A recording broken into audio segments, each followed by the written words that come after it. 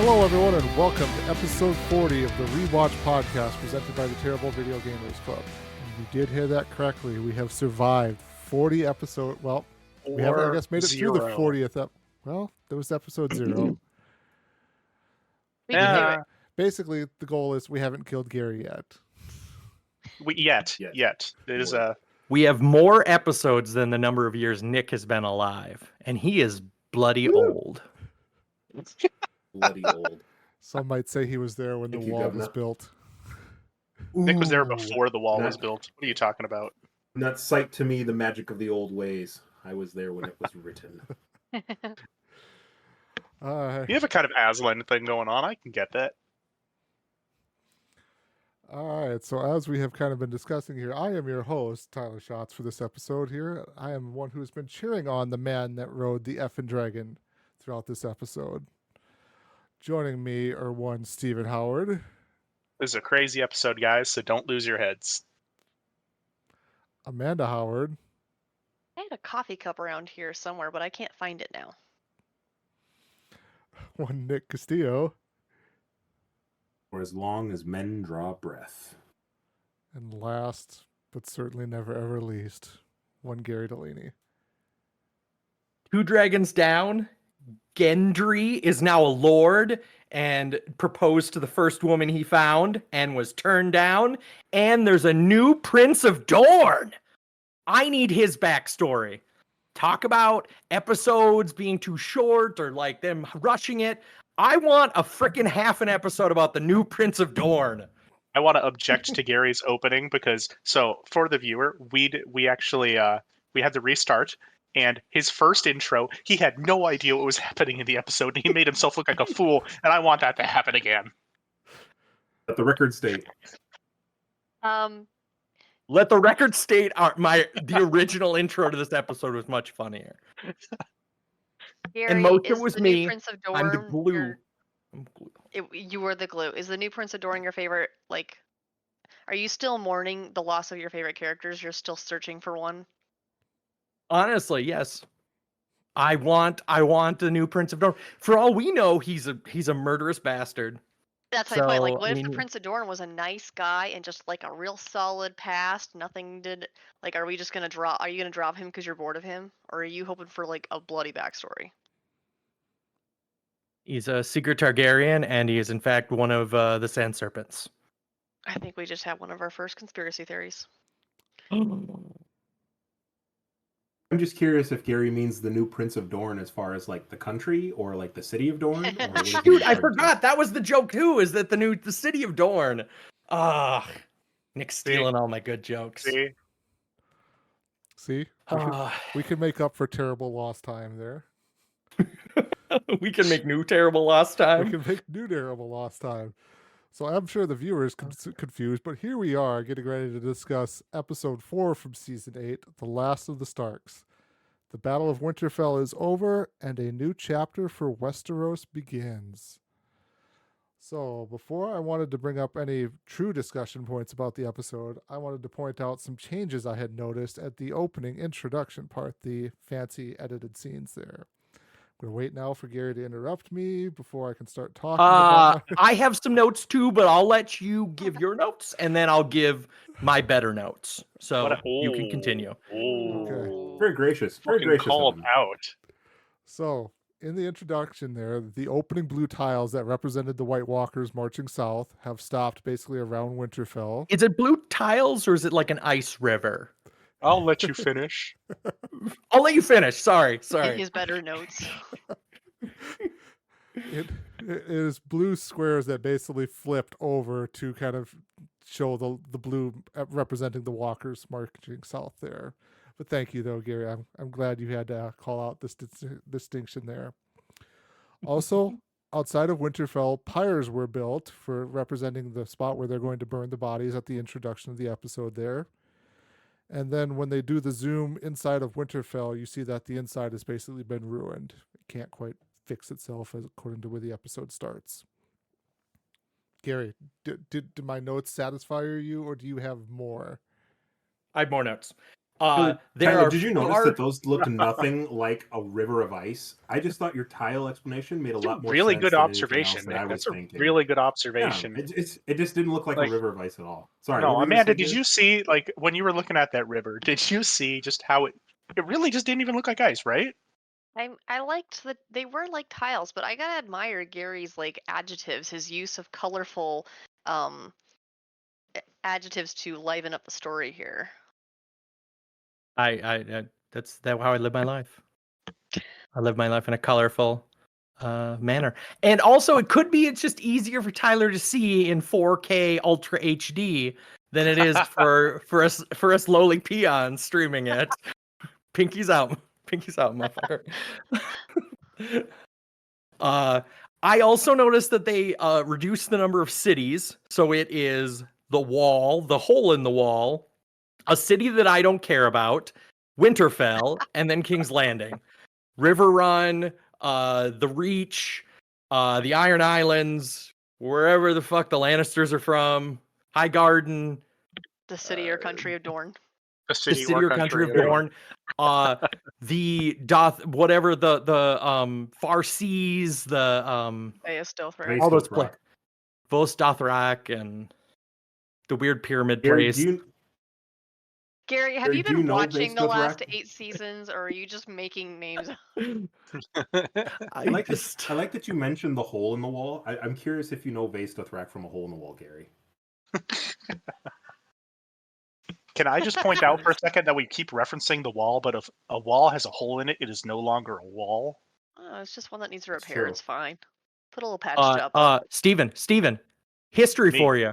Yes. How big is the Great Wall of China? Is there I- any holes in that? Yeah, there are multiple holes in it. It is not a. How It about is the not. Berlin Wall? Is there a hole in the Berlin Wall? There Did are. Gorbachev tear it down? Oh my god, Gary. I didn't know where this was going, but I'm loving it.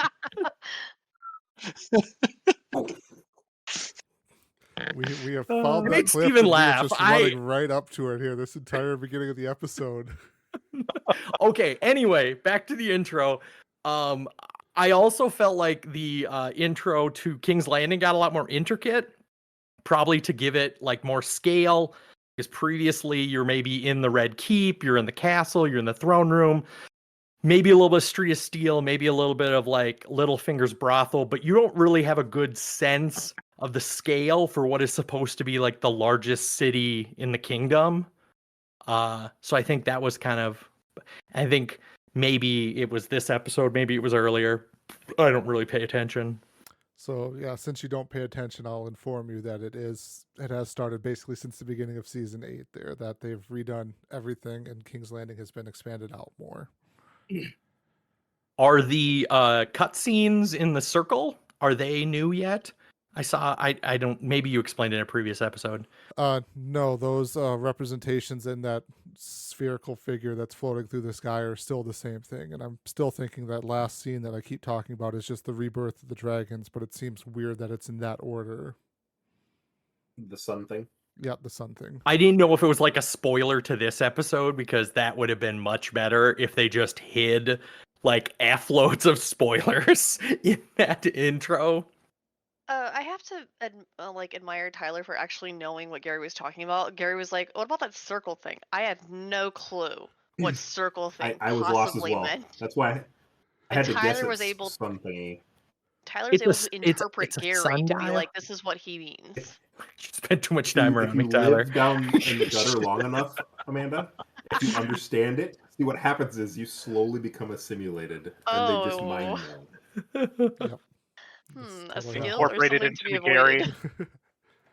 We are Gary. We are. We many. are. We Gary. are Gary. The assimilation we didn't know we needed. All right. So I'm just gonna turn it over to somebody else here to start off this episode here, because I just have a lot of random stuff. So I want to just kind of bounce off of other people. Let's see here. Steven, you look like you want to go first. I'm not sure I want to go first, but I'll start with a couple points that I have, and then I'm gonna do what you're doing and bounce off a couple people because there's a lot of stuff that I want to talk about in this episode, and I don't want to get too ahead of ourselves. So to start off with, obviously, where am I going with this? The scene in right after the battle happens, they burn all the bodies and go inside, and everyone's having that tavern time. And I thought it was very interesting throughout that tavern time. There are a couple major important things that happened during there. But I think one of the biggest things is every major kind of plot issue happens to someone who basically doesn't have friends. Like, it's Daenerys doesn't have friends. Sansa doesn't really have friends. All these other people, and you can see them just like Tormund's having a great old time. Tormund has a line that I was joking with where Jon says, "It's not a party if you're throwing up," and he'll go, "Oh yes, it is," and like everyone's having a great time. And then you just you almost it pans to freaking Daenerys, and Daenerys is like, "Oh, everyone likes everyone else a lot more than me, and I'm uncomfortable about that." And it's like it shows the limit where we keep talking about her charisma, and it shows the limit of her interpersonal charisma. She doesn't have any friends, she has followers. So yeah, Gary. I actually found it interesting that you said that the people who, I don't know how you word it, like the people who didn't have friends had story. Mm-hmm. I noticed that at the pyres, it seemed like they seemed to give each main character someone to mourn over. And I was like, like literally, I feel like John was the bear lady, the Mormont. Daenerys Lyanna. was her second in command. The Sam was the other guy from the Night's Watch who Ned? Dolores. Ned. Dolores Yeah. Head. So and then I was like, yeah, like it seems like everyone got a moment, but when Steven said that except for the people who hated, I was like, well, except for the Lannisters didn't get to mourn anyone, but they don't have any friends and they're surrounded by plot armor. Pod, Bran of Tarth, the Hound, and Gendry did not have anyone to mourn in the pyres.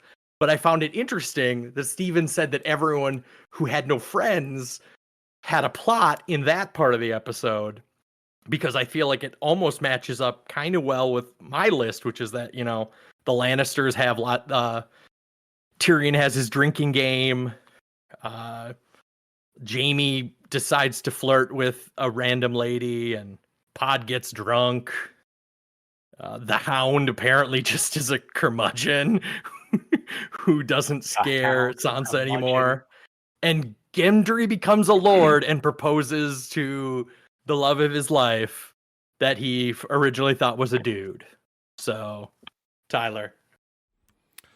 So Gary covered a lot of scatter shot points there. So I'm just going to kind of be all over in my response there, pretty much. Blunderbuss. I agree. Touch a little bit on the pyre. I thought, number one, that seemed like a waste of wood. Although there was like 5 bodies per pyre, but there was definitely a lot more people who died.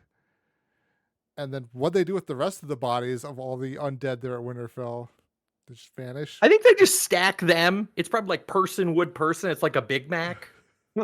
Oh my god! I thought it was stacked too. It's terrible, by the way. I thought they stacked them. But I don't think there were bodies in between the stacks. It felt like there was like a table table height or shorter than that some bodies sat on, and then there was an upper level above that too that some more sat on. But it never felt like there was bodies sandwiched, as so Gary eloquently put it, in between the. I'm pretty happy. I got a pretty genuine scoff from the entire group about my Big Mac joke, so I'm pretty excited. But yes, I think it also was just to make stupid scale of it. Like, yeah, that's a problem with the show like this, of like the scale they showed the battle at is then not represented in the scale they show the grieving at here. But also with that scene, then the music was superb throughout it there. I had that note too.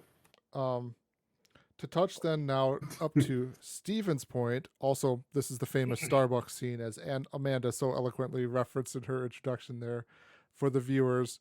In the original airing of this show, there was a Starbucks cup. Was it on top of the table or Just on Right the on table. front of the Yeah. table, Yeah. right in front of Just- somebody. Yeah. out in front of somebody that they forgot to take out of the shot until later they decided to digitally remove it? I Which loved was- their tweet back about it when they confirmed it was a mistake. They said, the coffee cup was a mistake, or the latte was a mistake. Daenerys meant to order an herbal tea. It was Oof. right in front of there's a I forget who she was on, but it was some late night show with Amelia Clark, and it was right in front of her, and she was the one who everybody like joked about or made references to. But on the other side of her, because John is sitting next to her, on her left is Colin or Conleth. I forget his name, but Conleth is the guy who plays Varys. And she said everybody was getting after me because they thought it was mine because it was like right in front of me. And in this interview exchange, I forget who she's talking to, like Conan or somebody. She said Conleth leans over and goes, "I am so sorry. Thank you for taking the heat. That was mine." And so it was actually Varys's coffee cup, but it's a big Starbucks white cup with like, Spider the green strikes little icon again. on it. Exactly. Just always trying to undercut what she's doing. Seems to be a theme. So then now I wanted to pick up and go to Steven's point there that he had thrown out to everyone here. I kind of wrote down the same thing of like, why isn't she getting up and talking to other people if she is this charismatic person, but also too, as a slightly introverted person, I can understand that being around these large groups of people who all know one another, it's sometimes kind of hard to put yourself in the mood to get up and go talk to people like you don't really know. I mean, that's from my own personal perspective on it of like there can be a difficulty to that, but Can I? Is it Can I also just- just that she's around slaves and like real low level people that nobody ever really was expected to talk? But can I also real quick just point out, and I don't want to get off topic too much, but that is her role. Like we can say, yeah, it's a little awkward for us if if I'm in a room full of people I don't know. Yeah, it's hard to talk to people. But if that's my job, I better get out and do it, or I'm not doing a good job and I'm not being a good leader. I can understand that though, that side of it though too. And I know they touched on it in the after the episode part though too, of like she's still dealing with the trauma of everything that happened from the long night, plus the reveal that John is actually a Targaryen who has a better claim to the throne than she does. Okay, I will now succeed my time to Amanda. Those are some really good points, honestly, Tyler, because I thought at first I was a little frustrated because I was watching that part because I was like, well, they're not doing anything wrong, you know. But the focus is usually on her and her world, and I don't know if we've seen her. We've seen her in other places, like visiting, especially as like a supplicant when she was trying to get ships and whatnot, like when she went to Karth. But in terms of like actually a queen that has quite a bit of power and an army and everything, to be a guest somewhere else where she's not the center of attention and where others have their own, like they like other people as well. I don't know if she's been in that situation before, and she's mourning everything. She's still in shock. The goal she's been working towards for so long, she suddenly realizes might belong to someone else. She even makes a reference later on when she's like, well, they're trying to take what's mine. She literally just told John he has a better claim than her. So she's already admitted it actually might not be hers. It's a lot.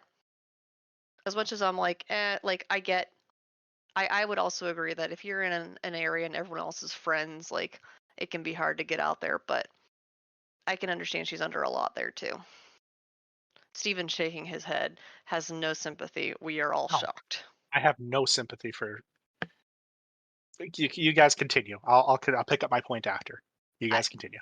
I will say in this case, Steven, like I do have sympathy for her in this case. That doesn't excuse any actions because of it.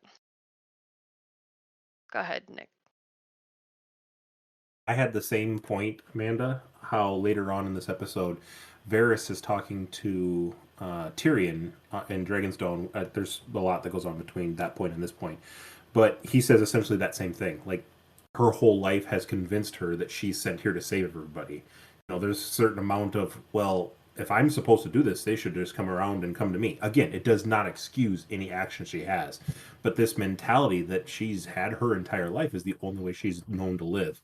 I had a lot of comments throughout, and I'm going to say this point and then back away, but I had a lot of comments throughout this episode about people can have two opposing viewpoints and they not be mutually exclusive. Like, it doesn't have to be this or this.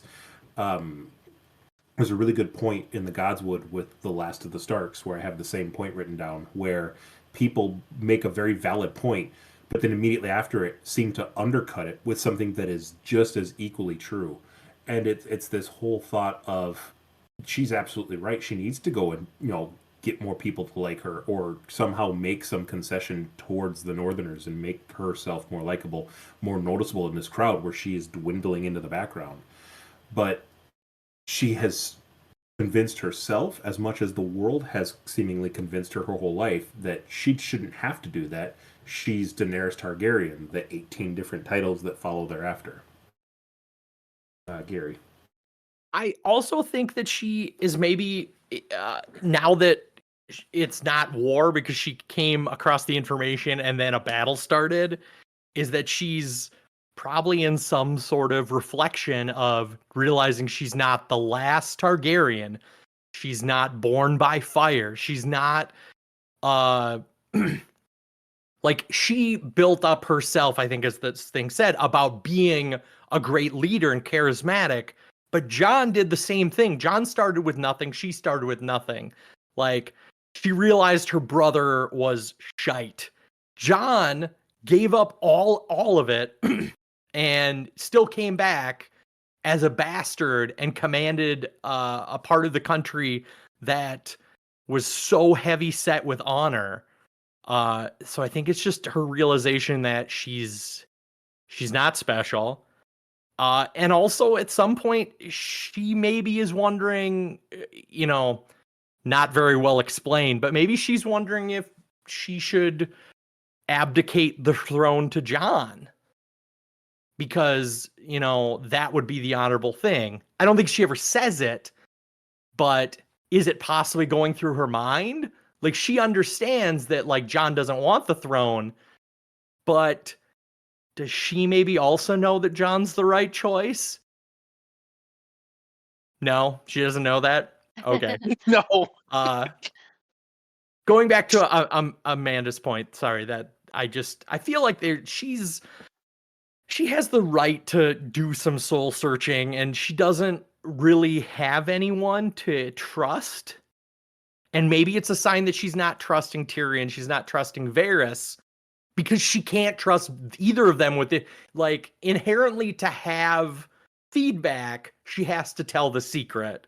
So she's alone with the secret, and the one person she wants feedback from is the one person she doesn't want to be the king.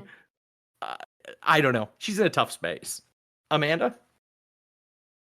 I've been continuously frustrated with Daenerys the last couple episodes because I've watched her come into the North, and like, I keep thinking, why aren't you doing anything to try to win over allies, to try to win over people? Because, like, she can see that they don't automatically love her. And for much of her history, she honestly hasn't really had to try. Like, the people that love her and follow her have done so since day one of their meeting each other. Like, she hasn't had to try to win those people's support. The only person I can think of offhand that she's like actively tried to was Khal Drogo. Like, she did embark on a campaign to like win him to her side, to like build that relationship, but she doesn't do it with the people that she can see around her, and she's resenting that a little bit. But I did want to ask you guys, changing slightly, since it's in the same thing, is when Dany, she promotes Gendry to, she legitimizes him and makes him Lord of Storm's End.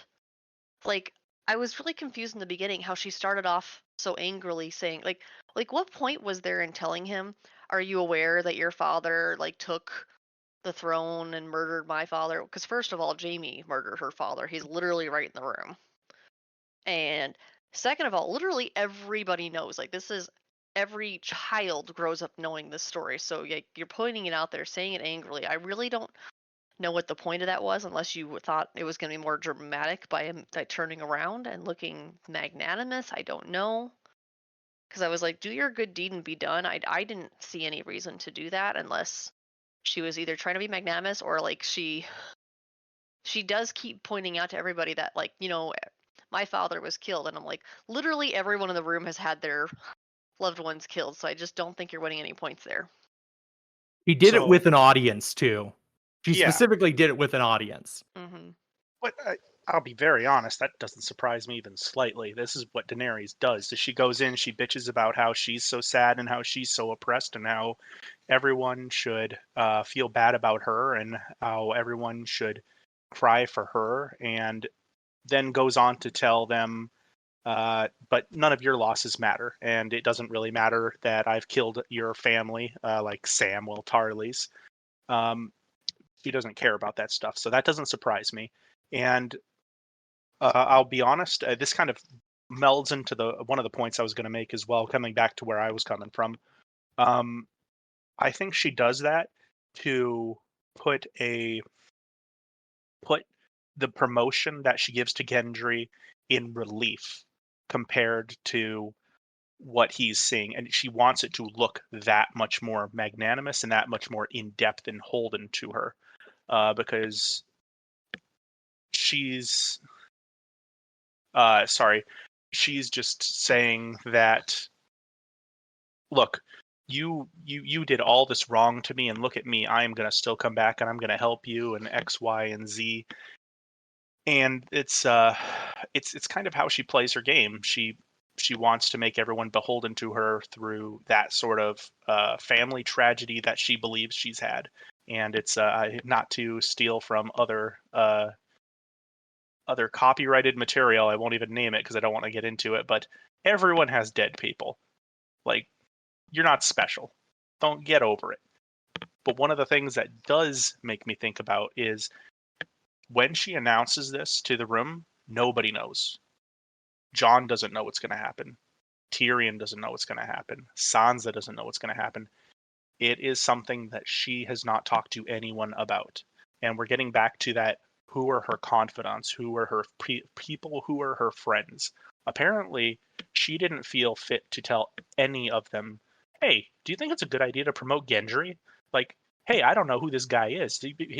Does he murder little children in the night? Or, like, can you tell me something about him?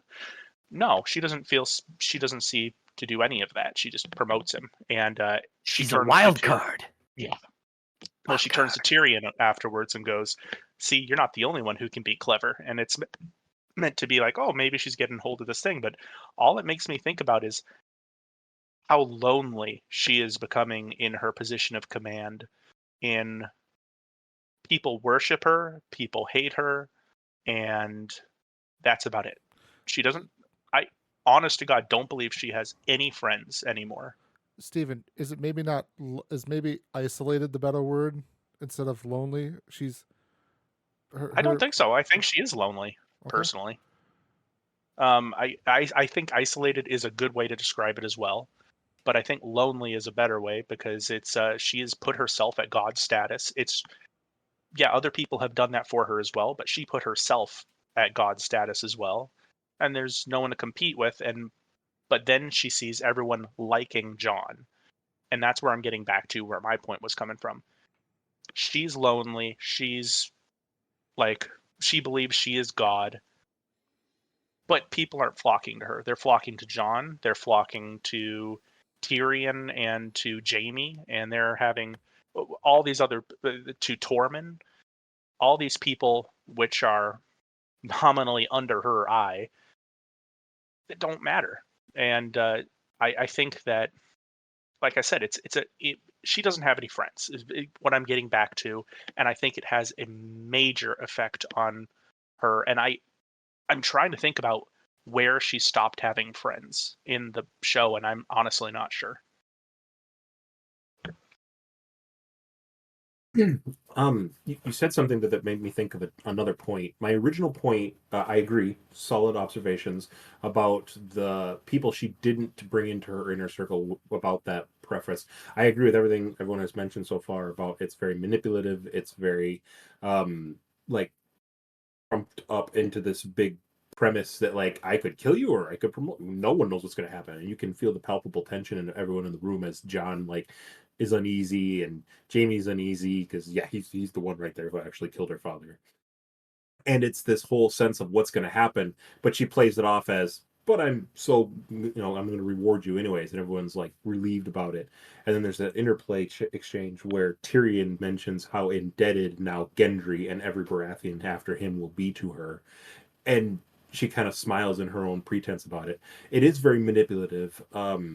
It's a smart strategic move from a chess perspective, but it like the intention and the motive behind it seem conniving as it comes off. Also in that exchange too, you totally see not Arya, Sansa side eye the two of them talking about the move too, and it's just again drives this wedge between Sansa and the Northerners to what they perceive Dany as. And so I don't know if in that moment Sansa hears that conversation in full or just sees them smiling, conniving after this seemingly magnanimous decision is made. So absolutely. That was my original point. My second point you had commented there about was the power imbalance of she's put herself up into this god mode status. And it's very true. Like everything is kind of my own interpretation, my own opinion is what makes a good leader is you have a very small point like a pyramid at the top and you're built upon all the help and good deeds and a solid foundation on the bottom. It's a wider base. But she's got the inverse where she's put herself on such a pyramid with either power or prestige or adoration that it does just take one small little thing at the bottom to tip everything off, which we found out in this episode is this secret that comes out and more people hear it and it just spreads like wildfire throughout people, and it definitely tips the scales against her as it were. So I really like that comment, Stephen. That was a really well way of putting it, that this power imbalance she's kind of done to herself. I had looked up really quick, I had one last point and then I'll concede to somebody else, was I looked up the definition for cognitive dissonance, which I'm not going to get into politics, but in our political sphere has really come up quite a bit. But definitely the state of having inconsistent thoughts, beliefs, or attitudes, especially as relating to behavioral decisions. Cognitive dissonance, the fact that people, when confronted with information that is against their way of thinking, will like subconsciously or consciously tune it out. Everything that she's been given up to this point is against her. And it's just like it seemingly is this information she's received is bogus, and everything she's doing thereafter is just built on wrong information. Scary. I'm sorry, I wasn't listening. It didn't seem like any of your points are very good, so I was a little cognitively difficult. Oh my So, Gary, ladies and gentlemen. one thing I noticed is you guys were talking about something else about Daenerys, was that I remembered that in a previous episode I pointed out that Sansa's colors changed from white outfits to black outfits, very black, and Daenerys used to have very like black leather outfits. In the pyre scene in this episode, and I think a couple times after, she's wearing grays. Daenerys in previous episodes went to white outfits, and now she's at like a gray outfit. I don't know, just maybe some visual cues of she just the I don't know, wardrobe trying to do something. Whatever people who make a crap load more money than me to make clothes think about. Steven. So the last thing that I wanted to point on this specific area is when Daenerys gets back up and she leaves because she's lonely and sad and no one likes her. I think it's very interesting that when the queen stands, everyone stands, right? When the king stands, everyone stands. There's only one person in the room paying attention to stand when she stands, and that is Varys, who has not taken his eyes off of her the entire time. He has been watching and trying to figure out what's been going on, and he is very concerned. And I think that's very interesting, and it makes you, because obviously, as everyone will say on here, I don't like Daenerys, so I can read into things. Is Varys reading into things? Who knows? Gary. I think I also did notice that Varys was they were trying to show something about Daenerys's reaction, and you just see Varys kind of like hanging out over her shoulder. Like, yeah, he's the only one who paying attention to her. Tyrion, the other, made advisor for her, is off drinking. Like, so she doesn't have anyone. And it's interesting that Tyrion wasn't at the head table. Because that should be where the hand of the queen should be. I don't know, was he ever at the head table? Like, it just seemed like he Yes. got demoted to... No, he was. Mm-hmm. He was. Oh. Because again, that initial interplay is then he looks to her and says, well played. Now the Baratheons are beheld to you. Like, they're sitting next to each other. That's fair. Fair. Then he just gets up and goes drinks and he wanders. Yeah, I don't know. And maybe that's just also Tyrion not understanding that, like, Daenerys needed Tyrion nearby to be that. You need the party animal nearby, the really boring person, to kind of sort of keep them keep them involved at the party. I know I'm a fun person, and I've hung out with lots of non-fun people, and I've been the very boring person at a gathering. And you need the fun person to be like, "Hey, want to drink? Huh? Drinks? Huh? How about Daenerys? Isn't she a fun cat? Yeah." Nick. Any How I Met Your Mother fans in here? Have you met Daenerys? Okay. I will award you 1 point. Thank you. Devil's advocate here. Should Jon, as foreseeable Warden of the North, been passing off attention to Daenerys? Here's a person who's been overlooked and ignored as a bastard his entire life. He is, as everyone said, the war hero, the person who led the army, essentially, for the safety of King's Landing against the army of the dead. I think he's kind of enjoying Tormund sitting there talking him up to everybody as the one who fought a dragon. I'm not saying that he's wrong to do so. Again, devil's advocate was what I led with. But I think that Jon is kind of enjoying being the center of attention. What's everyone's thoughts? Steven. I think you're right. I think he is enjoying the center of attention. And I immediately started thinking, you're not wrong in terms of if that is your role, is to glorify your leader, that should be what you're doing. And I started thinking, well, who is the person who's supposed to be doing that? It's Melisandre is the one who does that. I started thinking maybe Tyrion, but Tyrion... Not Melisandre. That was the Red Woman. Oh, I'm sorry. Missandei. Yes, I do. Missandei. You're right. Missandei, sorry. Missandei. I apologize. I started thinking, what if it Please is use Tyrion? it in a sentence and spell it. All right. It is Garysucks. All right. Continuing. So I started thinking about, well, what about Tyrion? Is this Tyrion's role? Because he's kind of in that advisor role, but he's an advisor. He's not there for the people skills. He's there for the strategic thought.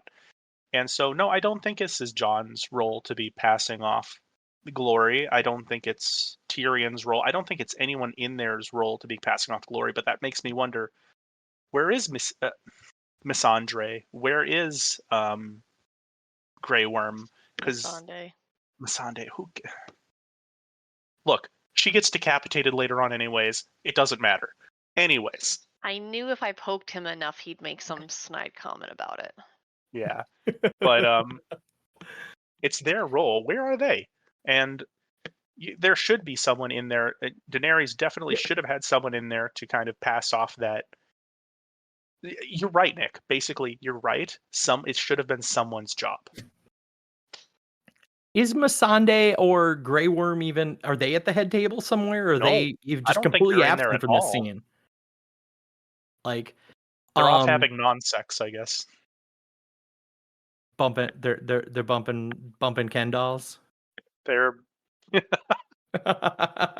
Anyway, on to Nick's point, I didn't even think about that. Like, who should John have been the person to be the introducer? But it was also, as I was thinking about it, I was like, none of these, adults or leaders really were the first pick in the draft for being lords. John would never have been taught how to be a lord. Daenerys would have never been taught how to be a lord. She's only been taught how to be a conqueror. Sansa, honestly, is the most lord or ladylike of anyone left. Maybe Jaime, but Jaime's not in the inner circle.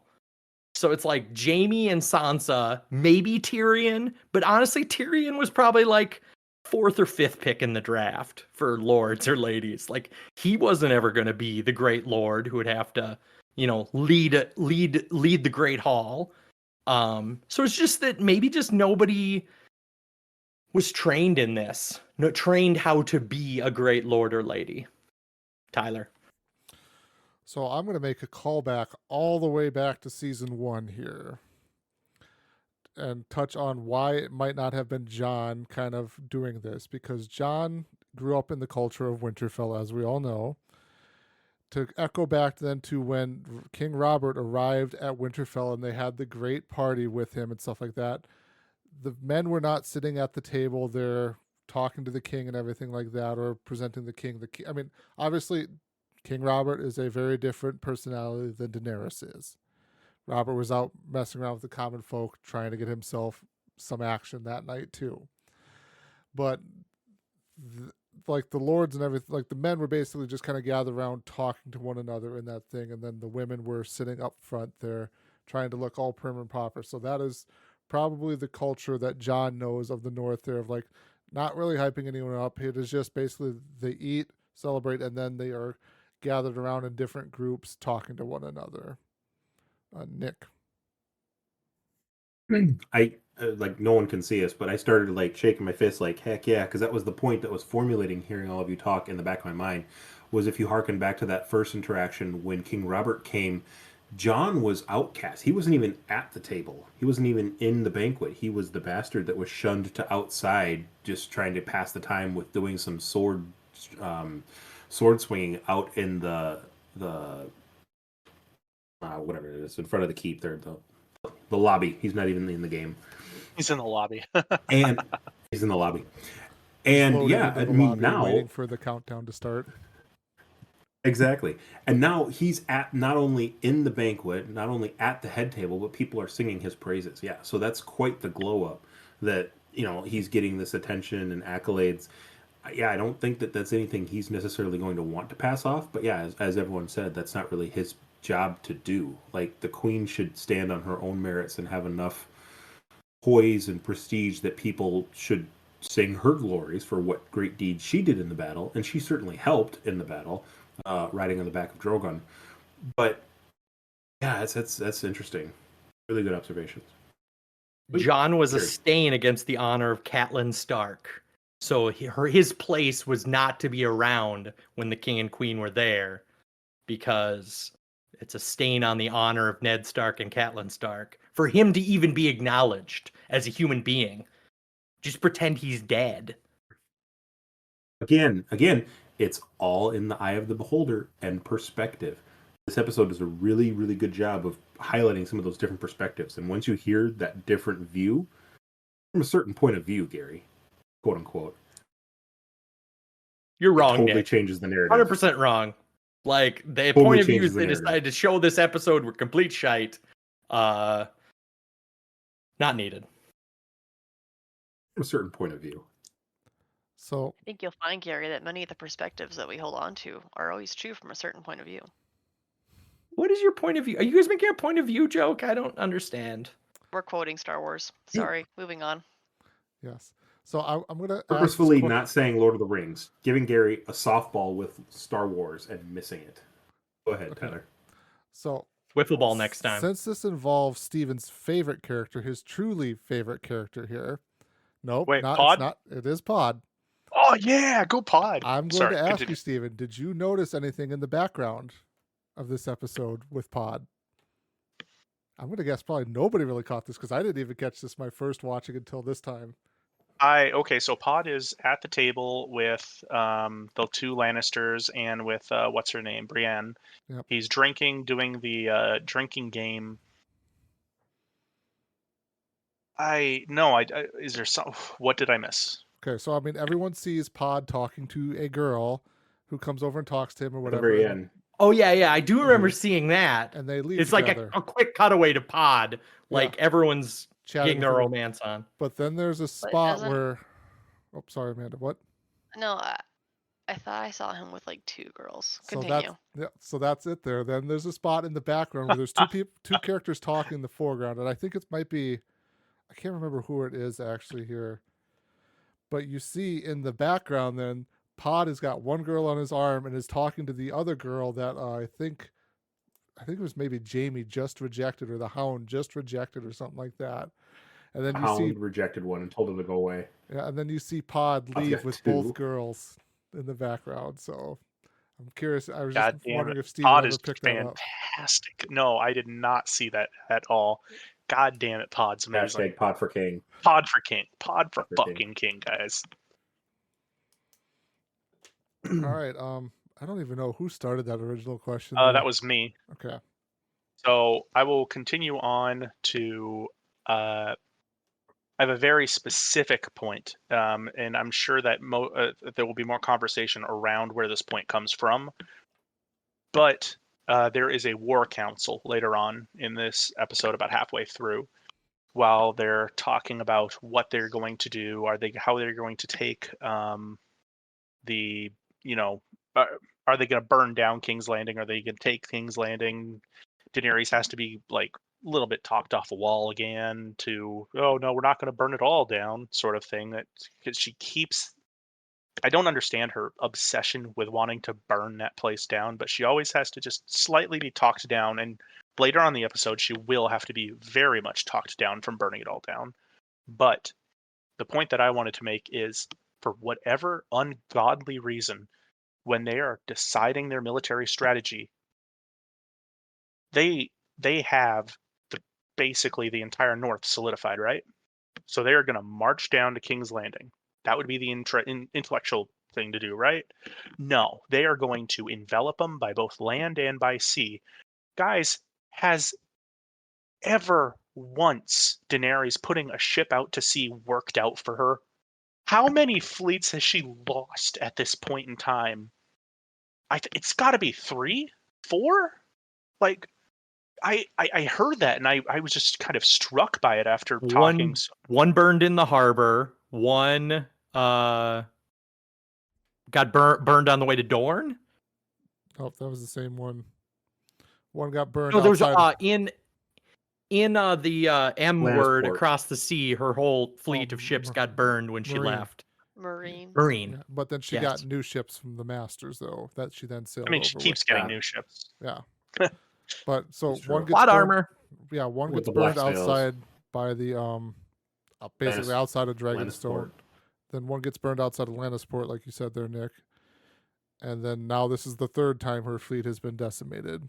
Well, and it's just, regardless of how many times she, like, if she can keep building ships, that's good for her. Why does she keep putting important people to sea?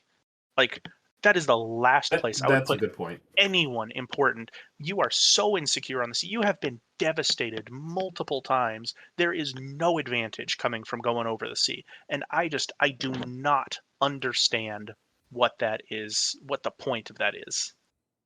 You must construct additional pylons. That's not even close. So I will, kind of bounce off of Gary's terrible joke there.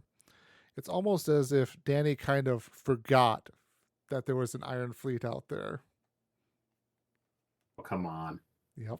I think the assumption was that they sailed across the sea. They fled. That was the story told, was that they fled. What? Who fled? When the Iron Fleet guy, the big sexy man, Euron Greyjoy. saw the Theon Greyjoy saw the White Walker, he'd immediately said, "I'm going to take my fleets and I'm getting the F out of here." So that Nope. was the last Yeah. those people had heard of him. Nope. That comes up in the War Council that says Euron Greyjoy has brought the Golden Company to King's Landing as well. They know he's back. That is They know okay. he's That back. yeah. Then it's completely ruined. As I said, So, I to- feel to- like that might have been something that was rushed because I think it was said previously that he supposedly, quote unquote, was leaving, So you and they just are right, Gary. Mark notes somewhere up to that point. Yeah, you are right. In season 7, it ended there with Euron leaving Westeros there, but he was really going to get the Golden Company. And then they do make the point of it in the War Council there that Steven's talking about, that he has brought the Golden Company back to Westeros into King's Landing there. But Steven is, sorry to jump in front of you there, Nick. Like, Steven, you're absolutely right. Of like, it makes no sense when your strongest asset basically is a land army with an air support unit, 2 of them at the time there. Yes. Why bother go anywhere on the sea again? Oh, Is Mother of God. there Dragonstone? Is that their That's, checkpoint? Base of that's operations. Danny's base of operations. But really, as Steven also mentioned though too, They're kind of she's going home back there. yeah, but she has united the North essentially. They just need to march south, where I'm assuming the Riverlands don't like the Lannisters there, because the Tullys are technically in charge now. I think Edmure's been freed. Well, it's never really discussed because Arya kills off all of the Freys, so and there's that's really just no left one. at that. Yeah, there's no one really in the Wait. Riverlands. Does she kill his son, who's a Frey also? Who? Yes, said the they 2 killed all sons the were up Freys. high. Yeah, Arya kills all the male Freys there basically. But She- Edmure has a child that would be a Frey too. Is Well- a baby Yeah, Yeah, who technically is. I mean, they go. and his very, wife would have been a Frey mas- also. That's why I'm just. How far did she go? He doesn't. No, all the, the, fe- male. the female Freys are fine. Yeah, The males, like Tyler said. all the And it- important male heirs to Walter Frey were murdered in that wonderful incident there. Yeah. And then so Technically, yeah, the baby would be a Tully under Edmure. Yep. Go with the male's line of succession. so yeah, like it ultimately it makes no sense to basically put anyone on the water at this point in time. Nick. I agree. Obviously, it's all fictional when you talk about what your best strategy would be with a dragon, but I would feel like the dragons would have some greater sense of visibility being airborne. Not to say like some sort of fantastical vision, so they should be able to see enough out in front of them. In that exchange, like Tyler referenced, where they forgot about the Iron Fleet, because that's the joke, is that they're flying that direction. Both Rhaegar and Drogon are right there, and Dany's a third pair of eyes on top of Drogon too. The ships are right out in front of them on the blue water with big bright black sails, so you would think that they would see them coming. I think even if they had just tried to do some sort of like CG that it was foggy that day or something, like you might be able to get away with that a little better. But not having that there, it leaves this big gaping hole of like, how did they not see that coming? And then I think they as were far as supposed the to be behind like an outcropping of rocks or something. Like there were. There's 2 rock formations there, and you see them she's coming fine kind of right down in the middle. And it's not like they have white sails or blue sails or something. They have black. Her ships have black sails, but I think Euron's have black sails as well. Euron has gold. big black sails too. Yeah. There's no way Yeah. you wouldn't see these guys. You would think you would see them. 1 second here, Tyler. And then also to speak with what Steven said, I agree. I always wanted to make Strategery? Strategery. There's strategery behind, putting like not just like going out to sea, but so many important, essentially advisors and generals on one ship. Like on that ship, she's got Tyrion and Varys and Grey Worm and Missandei all on that first ship when everything goes south, because that's the people you see who like make it to shore later. And it's just I don't agree with sending people on the ground if you know that Euron's coming back with the Golden Company, or has just come back, you know he's right there in sort of the mouth of the Blackwater, where the open canal turns into the Rush right by King's Landing, which is right where Dragonstone is at. So you would think, like, I'm going to Dragonstone, we got to be on the lookout for any ships or people coming back late with the Golden Company, and that's where Euron's going to be. But also just to be on the lookout to not send your advisors down that path. So, it's just not wise by any sense of the imagination. Again, it's written to be entertaining, so we're all like, oh no, now what's going to happen? So they do it probably for the exaggeration of it, but not wise from a strategy position. So my notes as I was watching the scene here about that was we get the fleet coming out of nowhere. Euron hits a moving target on a moving ship that is some many miles in the air, that the ships are somehow not seen to begin with, and their reload speed is superhuman. Yes, Gary, I'm going to jump in front of you real quick. Sorry. That was going to be my other point as well, is that it is a well-known military fact. You can talk about it from the Napoleonic age to literally they talk about it nowadays and in World War II and whatever, that firing a cannon or firing a ballista from a ship is very inaccurate. Like, there's no way on the shape of the... No, it doesn't happen. It doesn't happen. And somehow Missandei is taken without anybody noticing too. But go ahead, Gary. Yeah. Yeah.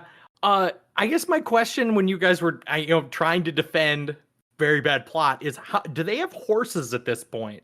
Is moving everyone by sea a transportation solution because they don't have any horses?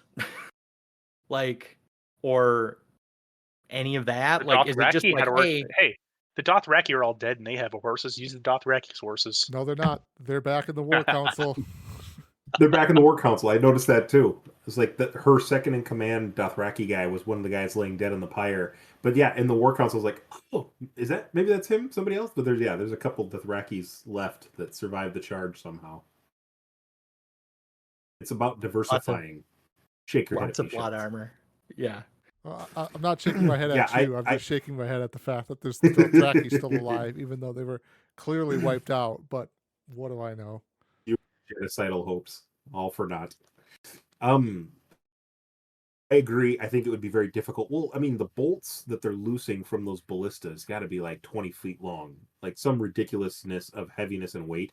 I agree. The frequency that those two first bolts, like one hits Rhaegal in the chest, and another one hits him, I think, in the chest as well, and the last one goes through his neck. Yeah, that's a small bird's eye shot. Even that fact too, like it goes in sideways. Like there'd have to be another boat off flank out to the side to see that shot to come in sideways. So I don't think it's very plausible. It might be that the reload speed is really slow, but they have multiple ships that shoot those first three shots, and then in the time of like 10 minutes they quickly reload another one, and that's the speed they're trying to say that it's happening with. But I was gonna say, what do you assume the outer diameter is of the shaft of those? Like, 6 inches? So imagine a 6-inch log that is, I don't know, 10 feet long. 6 inches, 10 foot long, sharp metal end, some sort of fans or feathers. Like, I can't imagine carrying a log that big. Maybe 4 people to move something like that, and then put it up on a ballista. When they turn then and shoot the second part of that scene and start blasting at the other ships, those ships fly apart like they're getting hit with cannonballs. Like the force behind a 10-15 foot shaft that's 6 inches around hitting the side of something, yeah, absolutely. I think you could do that kind of damage to it.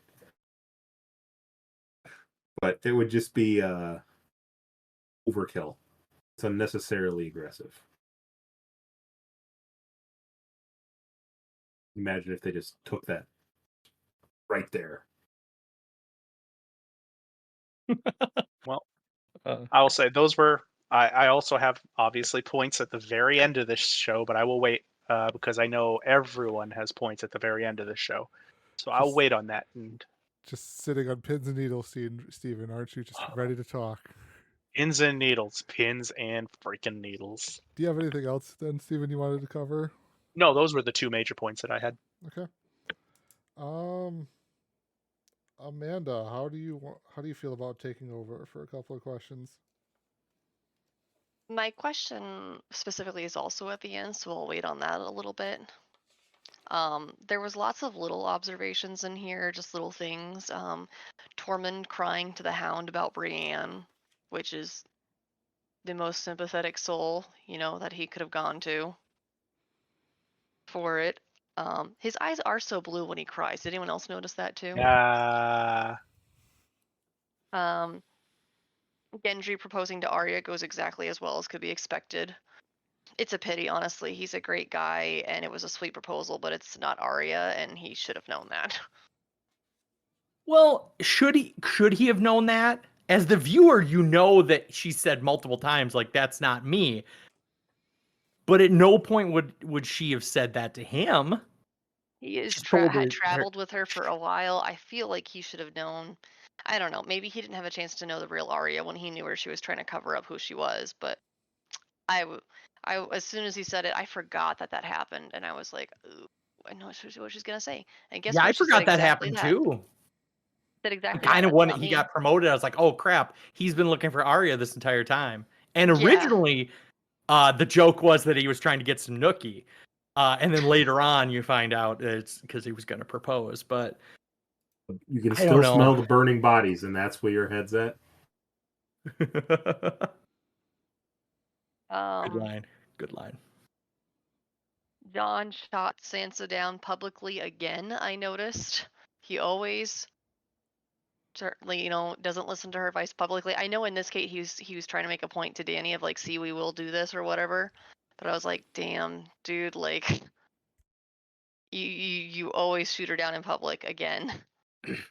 I think that's a reoccurring theme, not to give the writing credit, is that Jon is by title the Lord of the North, the Warden of the North, but Sansa is really is the heart of the people of the North because she's the last true Stark. So I don't know. I think that's just kind of a power dynamic they're trying to explain, is that Sansa is the lady of the castle and Jon is just a war hero, and just how those roles are diametrically opposed. She's a mother figure to all of the North. I'd say she's something a little more. I'd say she's something a little more than a mother figure. I think she's more of she's a ruler in her own right, and I don't think it's just from the motherly aspect. I think she has a certain coldness about. And actually, I'll pivot this slightly. She has a conversation in the great party itself with the Hound, talking about, and the Hound is very crude, and I'm not going to repeat his comments as to what he says to her. And she comes right back, and she's made of steel now. I wouldn't say motherly. She's strong. She said that without her experience, she'd still be a little bird. So she values her experience, and I think at this point in the series is really really ashamed of who she was, because she realizes how, like, what the right word is, how innocent she was, gullible, Naive. or whatever. Naive. Thank you, Nick. How naive she was in her previous views of the world. Nick, you're up. I don't think. I agree with all the comments. I don't think it's that she was necessarily maybe ashamed of who she was, but she sees how naive she was to the ways of the world. And now, yes, like Steven said, she's made of steel. She has come through the crucible forged of tougher material, is how I would put it. She's like the only one focused on trying to help the people in the North. Like, Jon's trying to help everyone, which is extremely admirable, but like Sansa is actually trying to be like, the North is like actually doing details, like, how are we going to eat? We're going to change this. We're going to fix this. I like that they give her those things, because Jon's focused on the big picture, and like the details don't just fill themselves in. Sansa's taking care of this. Is that maybe, as I mentioned earlier, about like Sansa being trained as a lady by the little time she had with her mother? About there's probably a very ingrained culture when they talked about the royals coming that like I'm sure behind closed doors they're like, oh well, the royals are coming, we're doing this, we're doing that, we're like making everything clean, but don't worry, when they're gone, in the end, like we need to worry about the people of the north. Like I'm sure that's like an ingrained culture in Winterfell, is that like no one understands the north like the Starks and Northerners, and in her mind, like the Dothraki are going to leave, all these people that came to help them are going to leave, and ultimately uh the Northerners will still have to keep on keeping on, and they may never ever, the other people may never ever see the north ever again. I don't know. And then my favorite part about Sansa, she swears not to tell anyone and then immediately tells. For real though. And she can justify this lots of different ways, but I was like, even the show didn't give her. Was it? I would have to rewind it to see if the show even gave her How like many a full like 2 seconds? minutes. How many? Like how long did how they many give it before she's like, segments? Tyrion, what if there's another option? Like I wonder how she would justify that to Jon, of like you had to swear and then like she immediately broke that word. I do find the conversation between Sansa and Tyrion very interesting, because Sansa has been she's been welcoming, she's gone along with it, but we all know, I mean, we get to see her, so we all know she's not happy about Daenerys, she's not happy that Jon gave up his crown, she's not thrilled about it. And Tyrion like questions her on that. Why don't you, why she'll be a good queen, why don't you like her? And Sansa's like, why are you so sure she'll be a good queen? Do you feel like there's a mirroring? You don't get a lot of Catelyn when the king and queen are there, but kind of a mirroring of like how Catelyn, like very much, you can just sense her disdain for King Robert and the Lannisters. Like she's very, very accommodating. She's very, very friendly. She's playing her role, but she does not like them. She is just doing it for Ned. Like I do not ever, I don't think you ever get the sense that she really actually likes Cersei or Robert. And I mean, she especially doesn't like Cersei, but she doesn't like Robert because he's a drunken fool. And I'm sure Ned had millions of stories of how he was a drunken fool. So. Yeah, but there are I don't millions know. of stories how I'm a drunken fool, and people tend to be okay with me sometimes. As far Yeah, as well, we you're put not out a you're not a publicly. you're not a Oh, king. okay's a Stephen. pretty general word. We give you more leeway than we do. Nick, That's you're a up. strong word.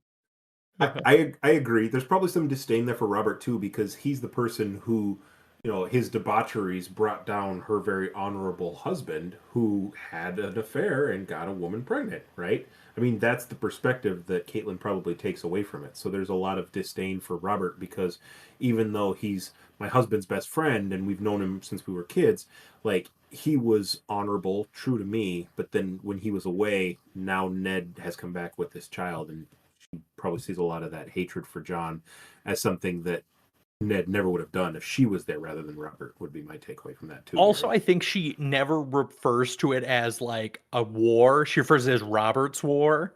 Like, I think you very much get the sense that like they didn't go to war for her sister-in-law by marriage. They went to war for Robert. I had a comment on that. Originally, it said spawned because of some of that conversation about do you think she'll be a good queen? And Tyrion says a couple times in here, I made the comment, Tyrion says, I believe in her. A couple times I was curious if he's saying that or he's trying to convince himself. But it's a repeating phrase where he says, oh, I believe in her. Later on, he's like, I believe in her. Like, why don't other people? And then, like, I think even 3 times, or at least for sure twice. But the last time it sounds more like he's questioning it. But there's also in that interchange, too, that you'd brought up, or Amanda's original comment, I had down on here that Tyrion and Sansa are talking, and Sansa can decipher that Tyrion's actually afraid of her. And she has that line. Tyrion has a line that tries to defend it, but it comes off super weak. And he says, "Well, a good leader needs to inspire a little bit of fear." And it's this thought of well, what's better, to be feared or loved, right? And so we could decipher that a little bit if you all wanted to as well. But there's a good leader doesn't lead with that. I don't think you want to start with fear, because that just breeds distrust. And if you're fearful of your leaders, you worry about their worst impulses, and everything becomes suspect. And from the pyramid analogy I was making very poorly earlier comes back into mind, where you're not really building on a strong foundation. I will say there have been entire books written about, is it better to be feared or loved? So won't get into that too much. Both. Exactly. I want people to fear how much they love me. Fear how much they love me. That's an Office I will reference be a for you, Gary. Thank you, I will Michael be a Scott. benevolent god. Until I actually thought that was a really good revelation of Sansa, because until she said it, I didn't really catch the fact that, yeah, Tyrion had said a couple times before now, I believe in her. But until she said, you're afraid of her with that revelation, I was like, oh God, she is. Or he is. When did that happen? I mean, he's always had a little bit of fear of her. I remember him trying to justify himself when she showed up at Marine with their dragons, and him explaining the state of the city. But it's more now. I'll go one step. I got to jump in front of you, Tyler. I'll go one step further. The conversation that prompts her catching that he's afraid of her is Tyrion says, "Why provoke her?" He said, "Is that in the best interest of your family?" Again, Tyrion has seen the Samwell's family, the Harleys, get burned alive because they brought upon the wrath of the dragon. He knows the horrors that happen if you provoke her, and so he's trying to protect her almost. That's not well, don't you love our benevolent leader? Just please don't make her mad. She'll burn you alive, right? That's terrifying. So I hadn't actually thought about that point you just made there, Nick, of kind of highlighting the fact more and more that Tyrion is afraid of her. I was coming at it then from my part of this whole conversation starts from Tyrion just trying to poke Sansa, Sansa just kind of dodges the question. Tyrion asks her of why do you dislike her so much? There's been nothing outward towards it. It feels like there's been nothing outward towards Sansa to make her instantly dislike Daenerys she comes across. But this is something too we've discussed the past couple of recordings here of all of a sudden Sansa just doesn't like Dany. Okay, and it also then goes into the problem that we have with where we're at in these seasons of the show here of there's definitely stuff missing here, it feels like, of what we would have normally gotten in previous seasons, of stuff happening that kind of further reinforces the point of Sansa not liking Daenerys. Instead, we just get, I don't like Daenerys. Well, why? Well, why do you like her? Steven. I wonder if maybe that point and the point I made a little earlier are combined. The point about Dany having no friends. I wonder if the more godlike she became in her own mind and in the people around her's mind, you fear God. You don't. God's not your buddy or pal or whatever. I don't care what religion you follow. God's never your buddy or your pal. That's just not a thing. You're always in awe or in fear of God or whatever it might happen to be. She believes she's God. And so as she is, Nick is playing with a hatchet on the other side of the camera, just so everyone's aware. But anyways, admiring that. I feel like we're being threatened. Right? Don't say anything wrong. But I feel like as she gets that complex, yeah, but you're not wielding the sword, Tyler. The sword is hanging. Okay, now.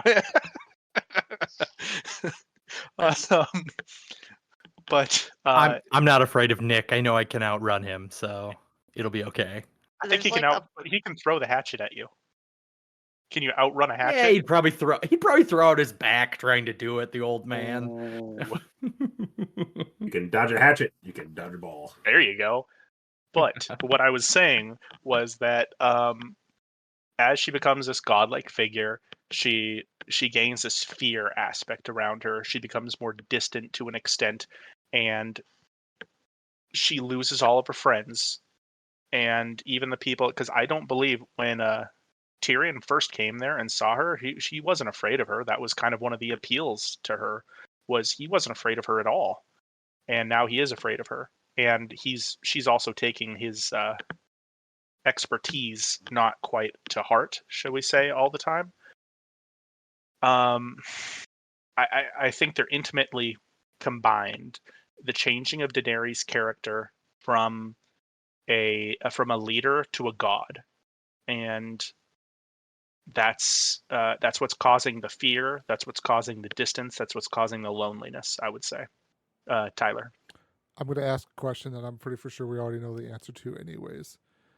Do you think a lot of this stems from the fact that, in my opinion, again, this still hasn't been proven because the books haven't come out, that this is a problem that we're running into because Dany seems to be the combination of two characters in the book, herself and the fake Aegon Targaryen? Oh, that's a fantastic question. I don't know. I will defer to those who have read the books. Yeah, Amanda, what do you think? I could see that.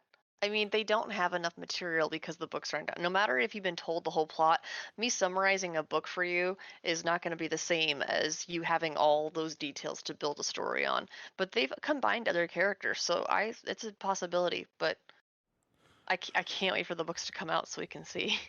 And also the thing too, I've just recently realized here too, is we've never had a character perspective in the books from somebody around Daenerys. It's always either been Daenerys' point of view or some character who was by Daenerys, but then like after Daenerys had left Meereen, there's never been a character point of view chapter in the books there while Daenerys was around. So we never quite got the way other people are interpreting how she acts in the books. Which supposedly we're going to get a chapter like that in the Winds of Winter whenever No, that comes it's out. never going to release. Tyler, don't even I mean, do that. It's hurting me. I have no hope to. I'm just holding out to the theory that he's got the books done, and when he dies, they'll all be released simultaneously. We hope. I will forgive a lot if he does Did that. you guys just see the headline about what happened to George R.R. Martin? He didn't write anything today. Yes, I'm aware. Was there a hatchet involved? No, I think that's actually a really good theory, because I think a lot of these characters, as we keep saying, are amalgamations of multiple characters because they're not introducing enough characters into the show. And the Targaryen madness could well be something that maybe is just, it's not Dany's from the books, it's just Dany's from the show, because it's an amalgamation. Amalgamation means a combination of two different things, Gary. I guesstimated by some syntax, but you guys were talking about the combination of two things. Also, I think earlier we talked about the land and the sea, is that there's a lot of characters that have been introduced that are just absent. Yara Greyjoy, who apparently was free and had a ship and like was probably rebuilding on where's the Iron Islands? Just the Iron Islands. I don't know what the capital of the Iron Islands is, but Pike. And Dorne. also Pike too, Towers. in the War Dorne. Council, it mentions too that Yara took back the Iron Islands as well. yeah, It's a so good thing we she's didn't want probably to see that. rebuilding in the Iron Islands, but we haven't seen her. Maybe she's one of the people who died on the ships. And then you mentioned the one guy in the Riverlands, but he's also like, I think along with combining characters, they also just removed characters that could be greater plot points. There might be half a frickin' book that explains from Winterfell to King's Land. Gary, you just got Gary, muted. you muted yourself. You just muted He yourself. was so excited. He was so excited. He's hitting his keyboard. He mutes himself. Gary, How tell us. long did you miss? How long did you miss? I don't know. You want to roll? Restart. Along with combining characters, we also removed characters because we don't know what Yara's doing in the Iron Islands. We don't know what that fuck in the Riverlands is doing.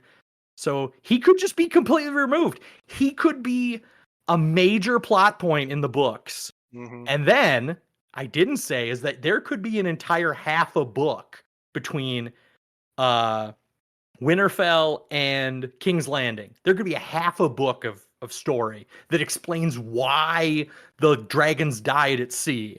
Like, this all happened in one episode. This could be half a freaking book for all we know. You never know. Someday.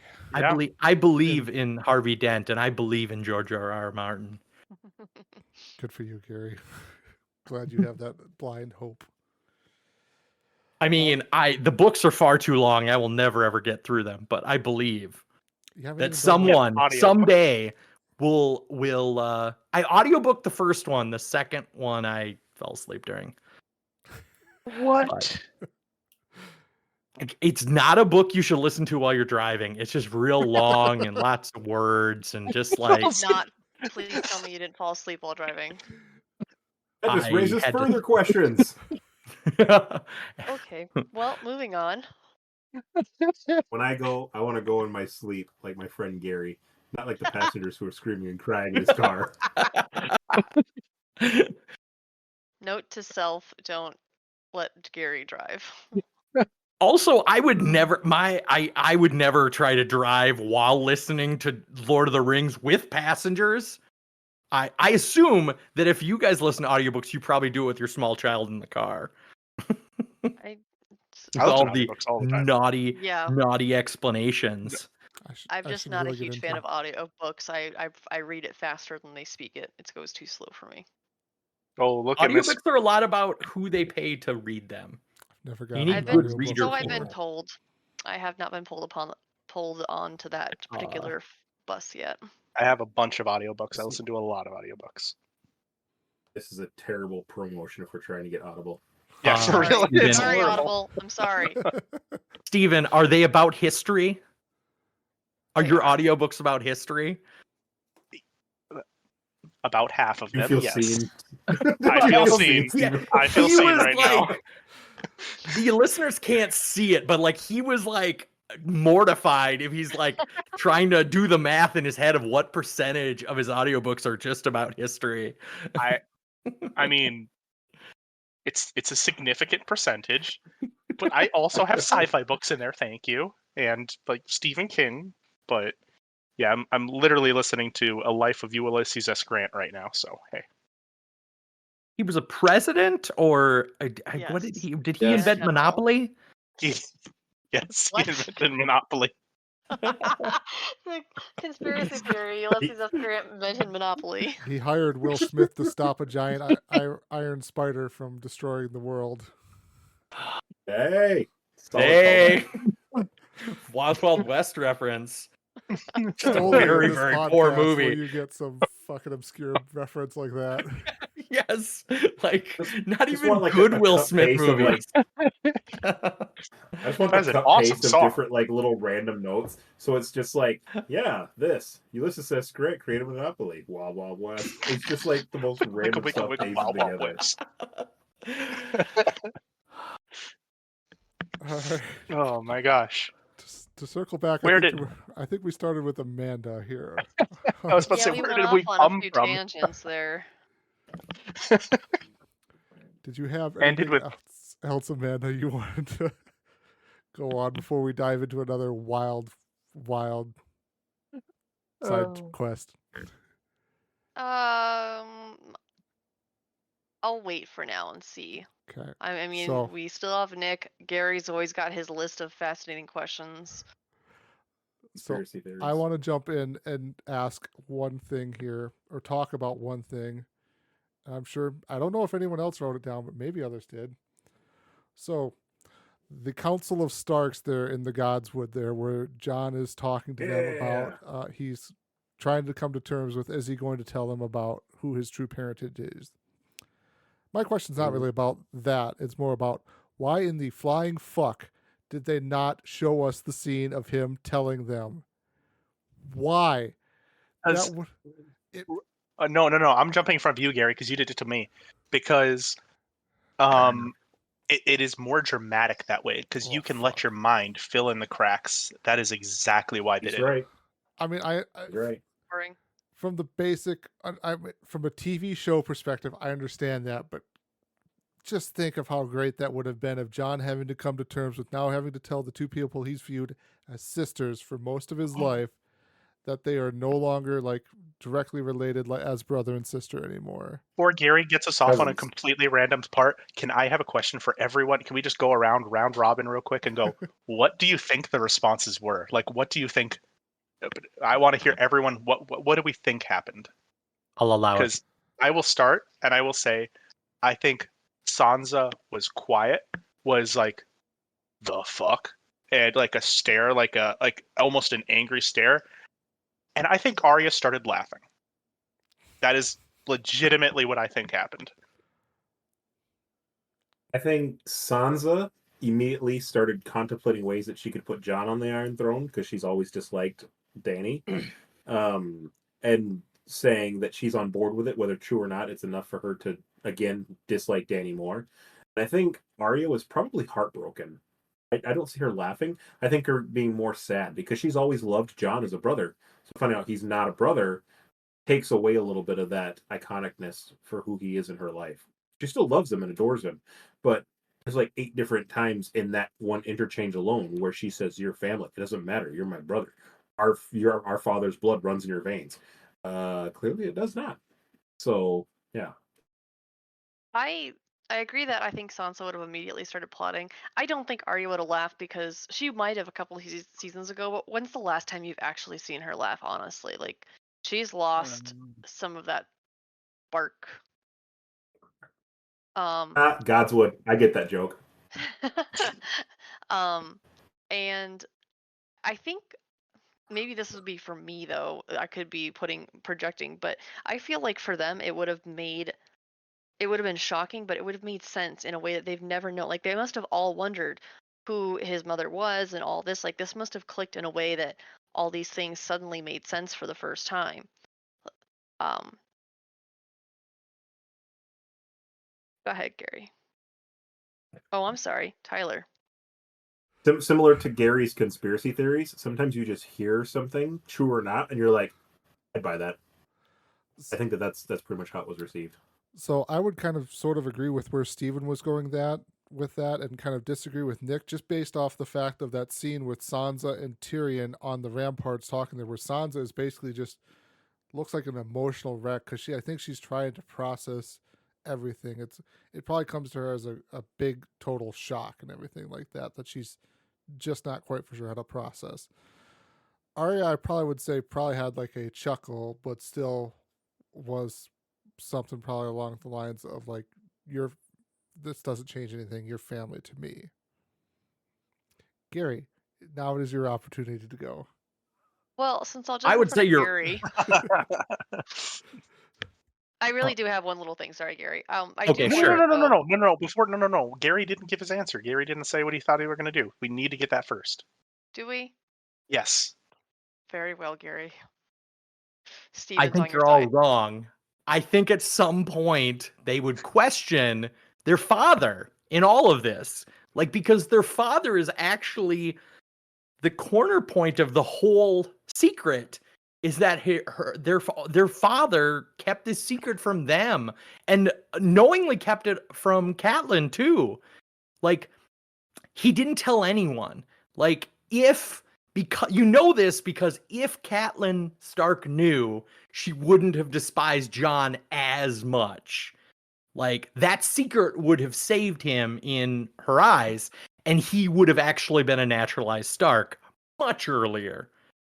But just why Ned Stark did what he did, and just trying to fathom all of that, all the pieces on the board, especially to two girls who maybe aren't, who don't know the ways of war. I don't know. Let's go to Amanda. Poor Nick.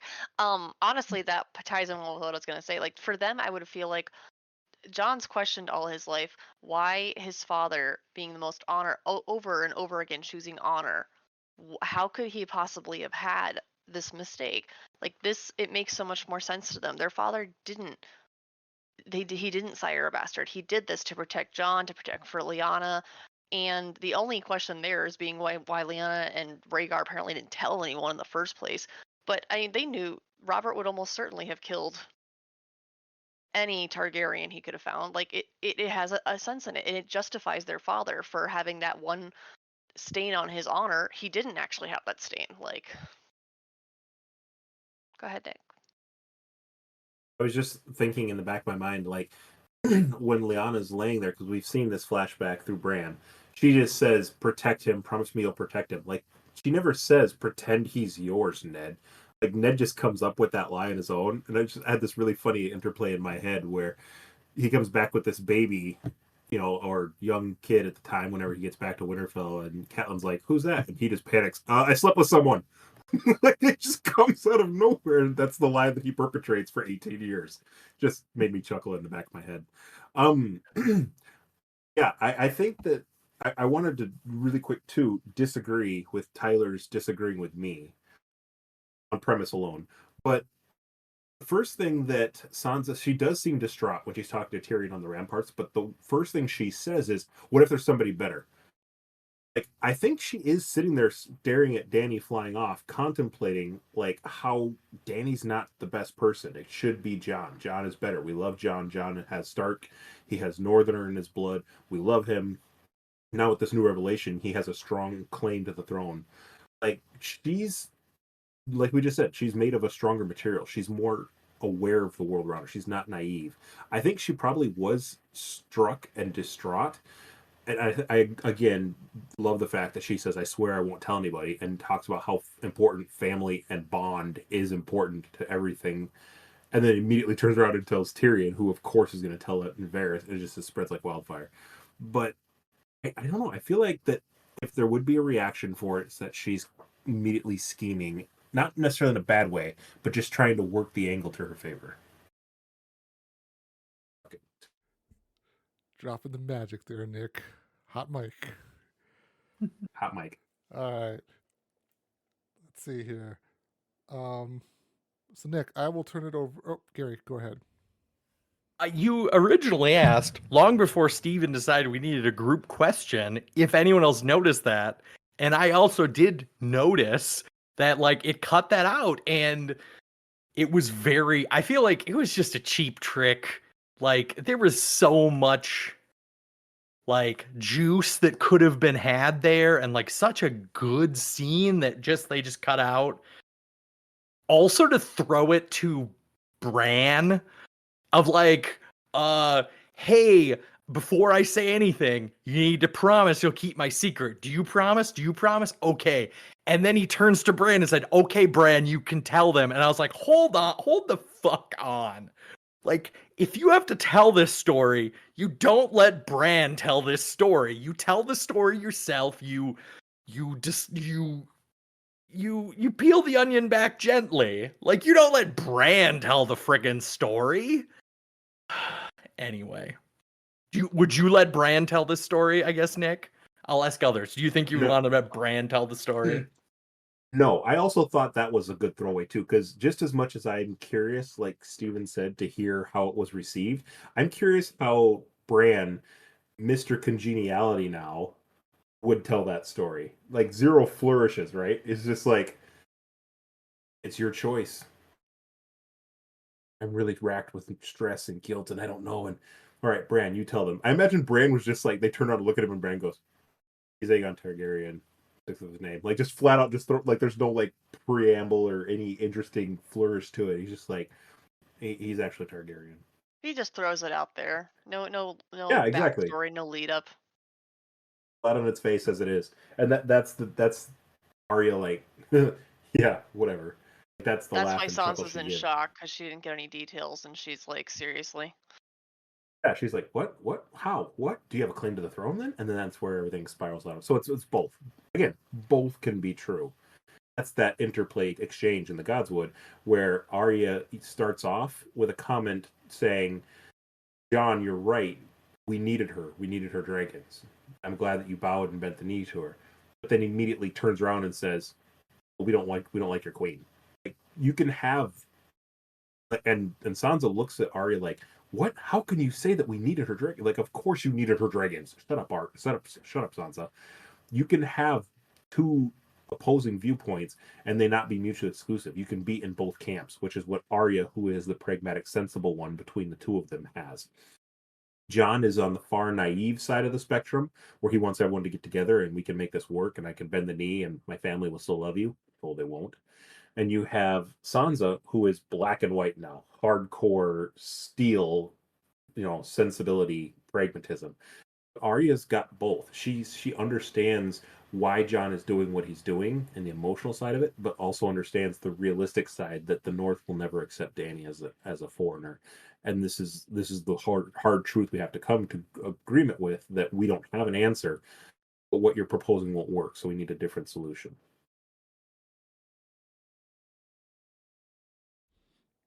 Good stuff there, Nick. Sorry, I got sidetracked. I wasn't listening to Nick at all. Sorry. What else? Also, leading up to that conversation, something else that I wrote down was in the conversation of Jon and Daenerys is that Daenerys pretty much just outright demands that Jon keep a secret, but Jon says the words, "You're my queen, but they are my family." So I think that's very telling to say that Jon does not consider Daenerys to be family, even though she's his aunt. Like, they are family. Like, they are, like, Even his... though this means she's a family too. Interesting. Yeah, is that he specifically says, like, their family, but you're my queen, is that it's a psychology thing. The hierarchy of needs is that she's the queen, but they're his family. So, like, in the home, your family gets all the truth, but out in the world, amongst court, the queen is held to the highest regard. So, I don't know. That was what It's I had that interesting, note. honestly, that Dany throws out that comment about like this, we can be happy or whatever. Like, I've just told you how all this can have a happy ending. She only considers it that one way, and her voice gets quite steely and cold there when she's like, "I told you the one way that we can do this." And I have to wonder in the first place that like Jon made the choice to tell her first.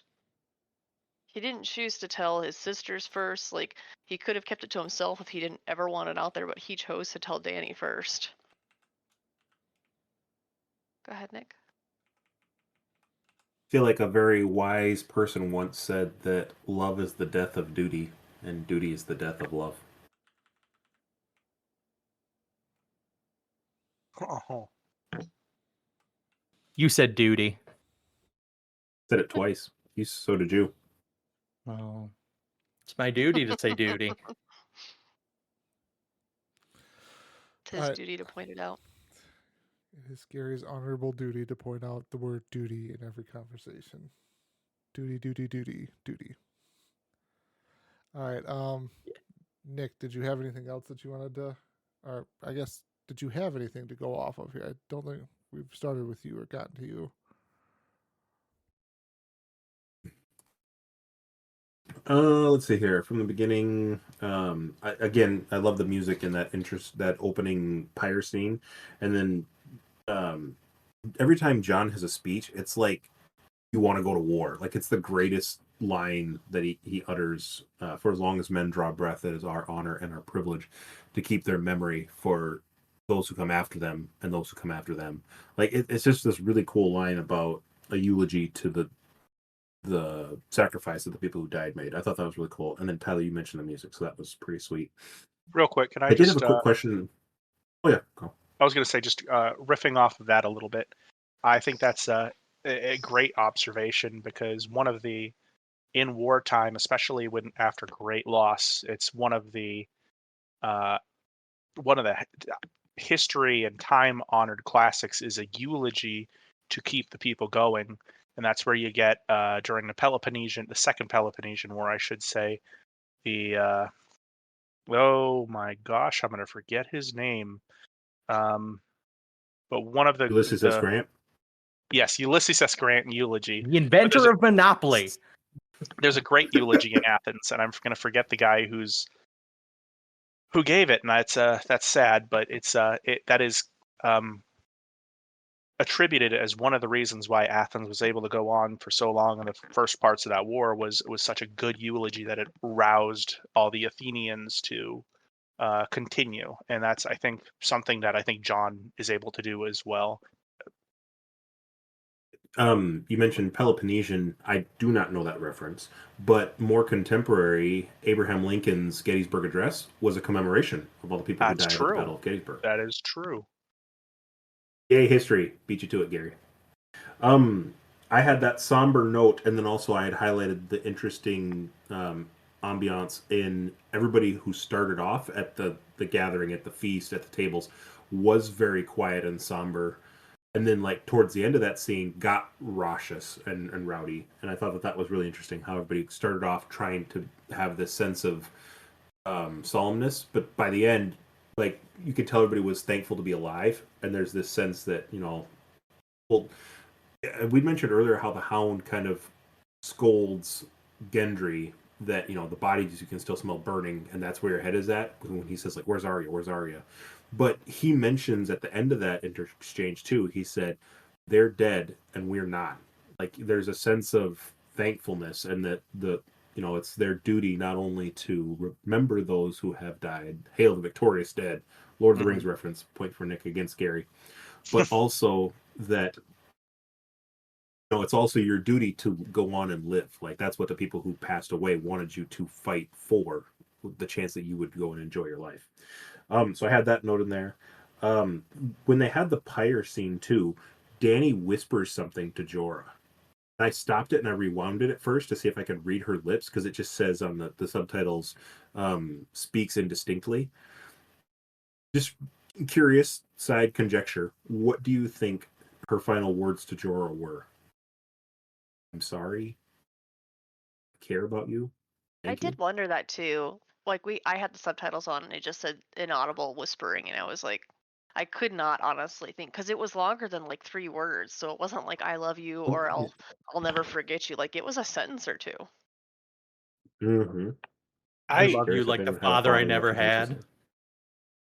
Yeah, I think that's actually an interesting comment. That could have been something where I keep talking about Dany like she's believes she's some godlike figure. If she's talking to one of the fallen dead, I think she could have really let her guard down at that moment. That could have been something really from the heart.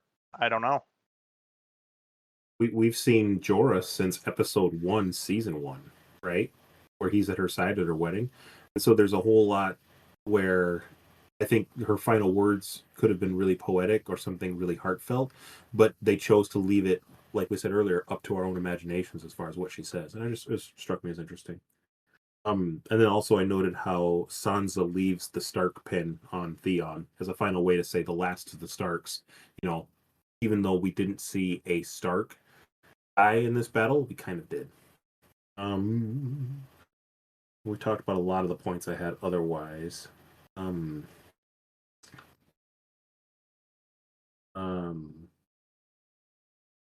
Table talk, I had a couple notes, but we hit most of those about the war room conversation at the table.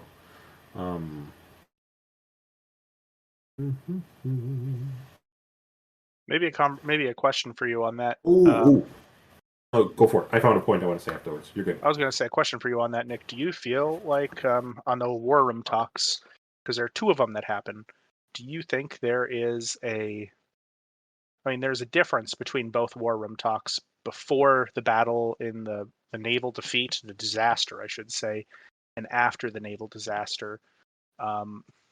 Do you think it's just a tonal change just because it's after a defeat, or do you think it's a substantive change that there is it's different now?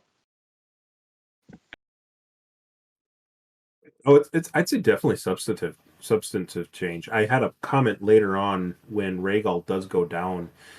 Dany, I'd written down a couple times, 2 points in this episode where I think Dany snaps, where you see her not just emotionally change from like peaceful, happy, I'm watching my dragons fly and my children, as she's called them several times, are fine, to I just saw my child die, where she's snaps and has this moment of like just like the color goes out of her face, but then when she bears down with Drogon towards Euron, and he's like waiting for that final killing blow, she's out for blood. Like there's a look in her eye that's I wrote down like she snaps.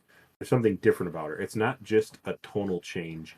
I think that she's thinking more and more, like we talked about, like, you know, the ends justify the means to get rid of this threat, root and stem, as she says, rather than just trying to do it with diplomacy. She makes a couple conceited efforts. Like she has the conversation saying, I will let them know that Daenerys Targaryen made every attempt to have Cersei like surrender or whatever the wording is there, but then says that if they don't, they'll know who to blame, you know, for what rains down upon them. Like she's still saying. Yeah. Oh no, I was going to say I was actually thinking about that exact line as well. And I want to say she says something to the extent of when. It's not if, it's when. And that, to me, that signifies that she has already made up her mind that she's going to burn the city down, or she's going to do something very drastic at the city. And I didn't know if I was just reading into that, or if that was where you're going with that. People make a lot of comments about like this is the last straw, or you know, it's not that the little individual drops, which are still big drops in the bucket, are what overfills a bucket. It's the fact that there's been 10 different things before that have led up to this point that make things the catastrophe that we suddenly realize they are, right? Like, you know, Steven has me thinking about history now. It's not that the Hindenburg exploded. It's that nobody paid attention to the warning signs. Nobody thought what would happen if this happened, or this, there's unlikely this would happen. And this is the culmination of all these things that nobody else paid attention to.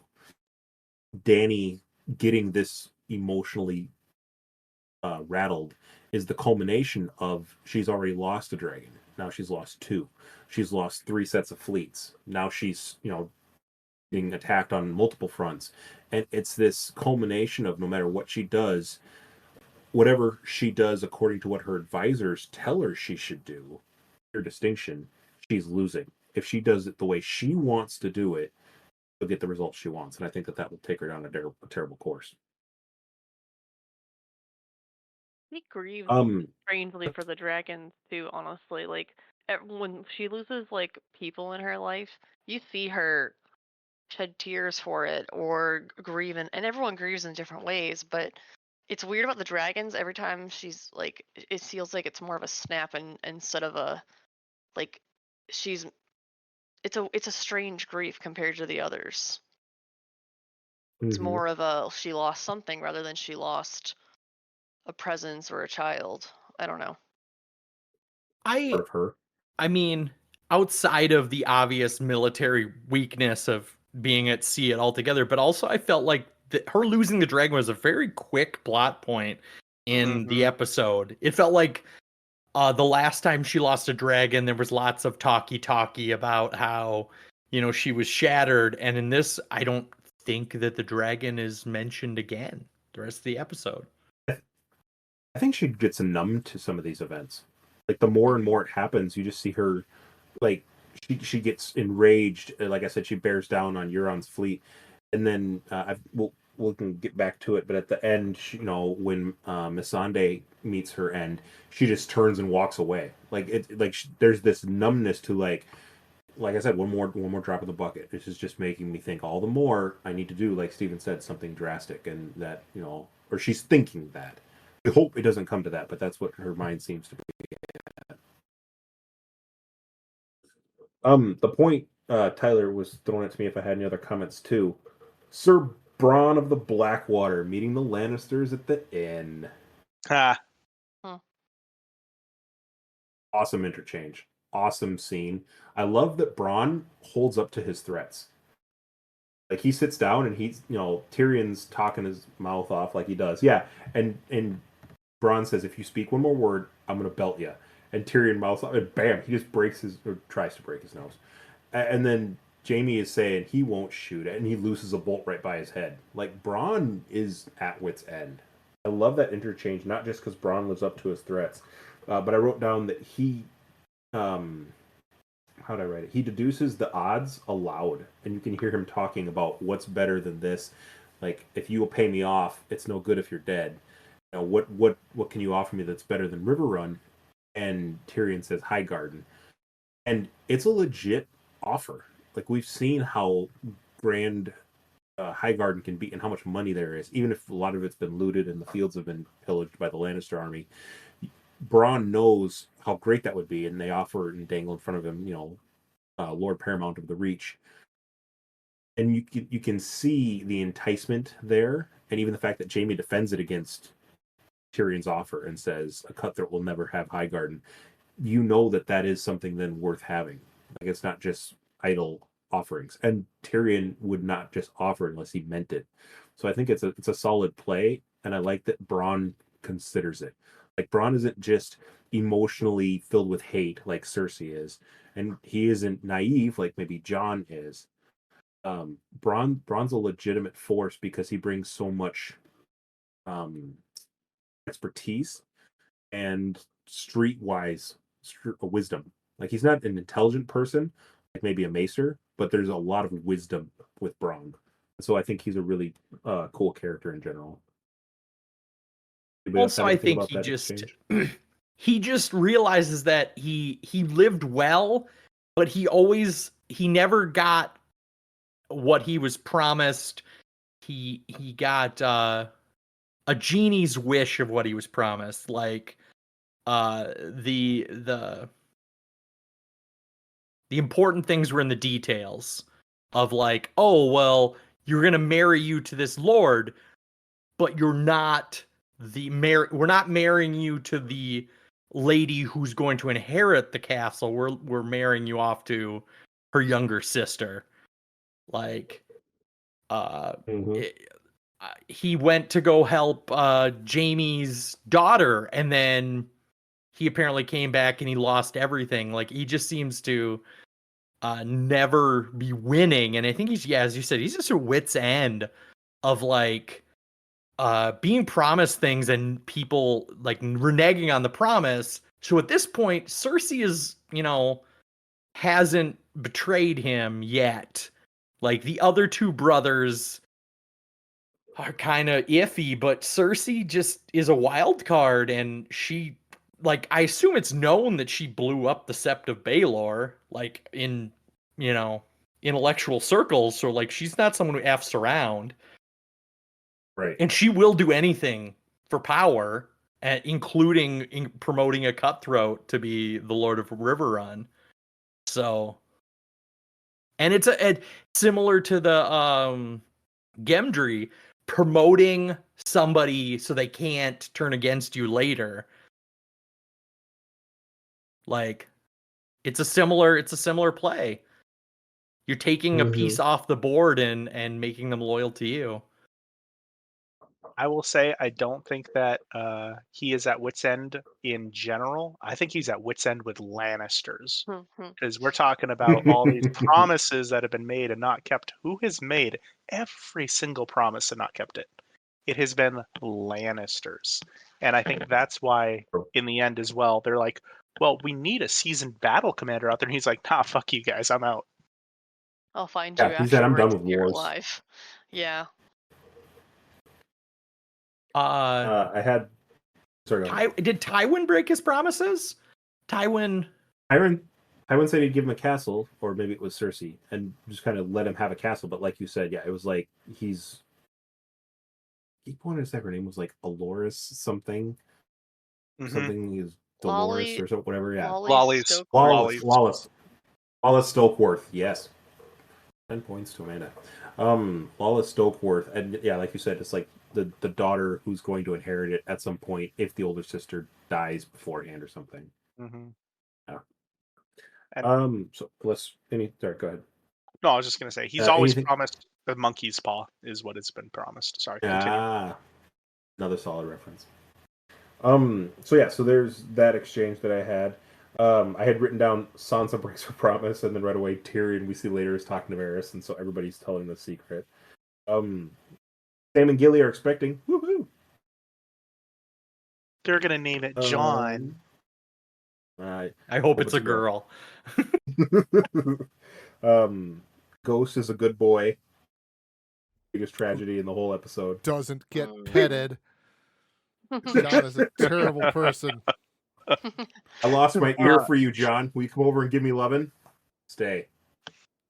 I think this is this turn of Tyler's character arc where he starts to hate John because he didn't give any pets. This is the worst thing John has ever done. Exactly. So Gary? obviously I wasn't paying attention. Where was Ghost during the last battle? Was he somewhere? He was running with the Dothraki charge right off the bat with Jorah. Oh yeah, that's right. He And was. he just doesn't show up the rest of the fight. Because He protected the other Dothraki that were back at the War Council later. Yeah, that's why. That's what happened. Yep. Makes sense.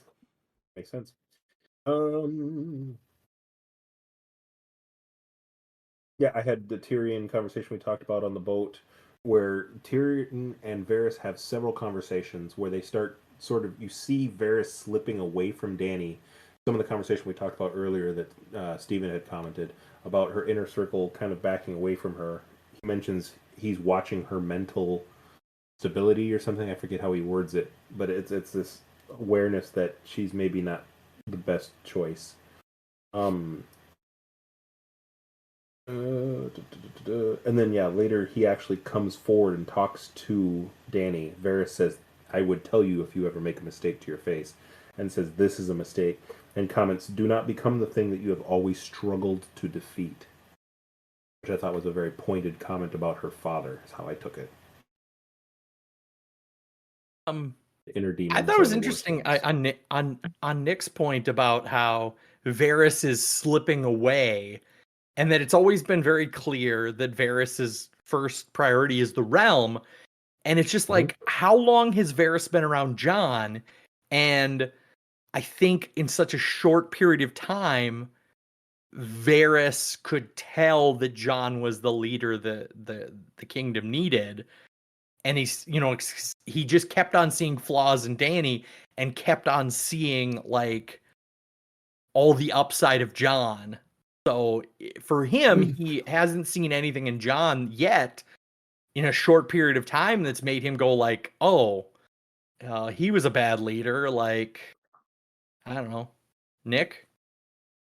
Again, I think the point with Jon is that it's this view of perspective, like in the eye of the beholder. It's like, oh, Jon would be great. Jon is knowledgeable. He's a war hero. He's admirable. He's honorable. He always seems to do the right thing.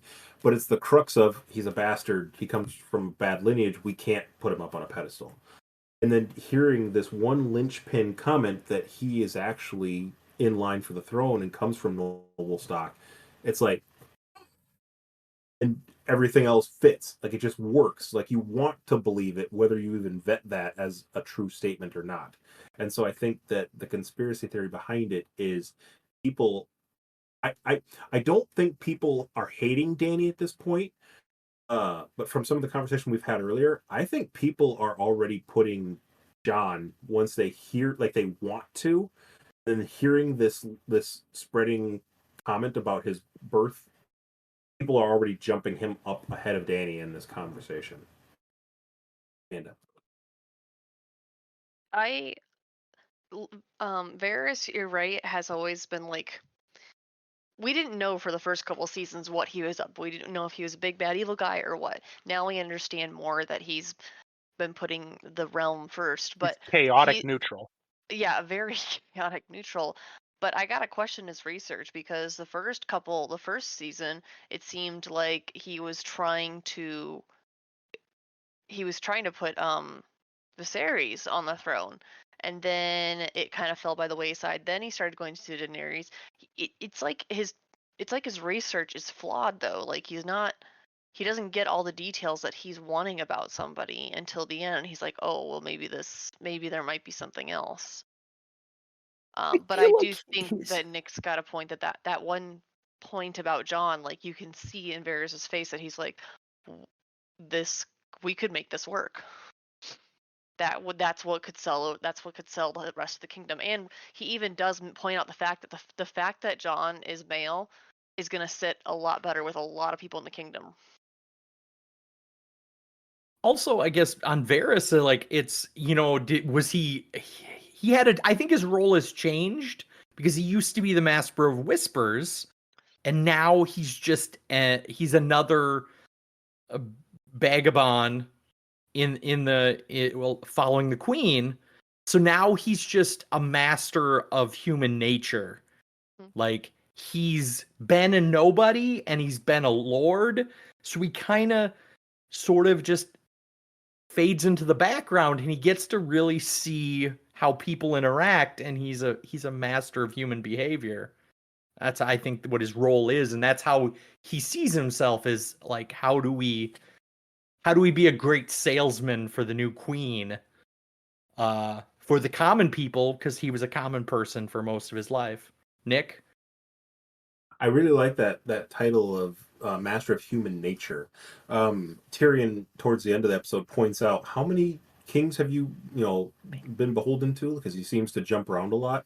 He goes with his gut a lot and understanding human nature, so he knows, like, he goes with his compunctures, which are not always right. Like, he thinks that currently the Targaryens are sitting on the throne, so King Aerys, who I think brings him over from Pentos, when he first comes over as the Master of Whispers about all the people who are talking behind King Aerys's back. And so he sees the Targaryens on the throne and thinks Aerys is the king, so he's going to do whatever he needs him to do. But then realizes he's, turning people in who are getting burned and bad things are happening. So he leaves Aerys and goes to the next person. And same thing with all the other kings who have followed since then.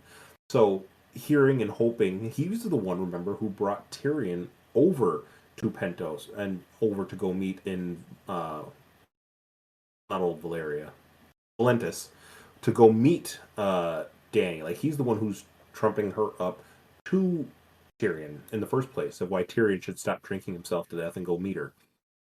So there's all this compuncture about, this is who I want to be the new ruler, until he sees a flaw in them, and then he's quick to ditch them. Like you said, Gary, human nature, he can tell.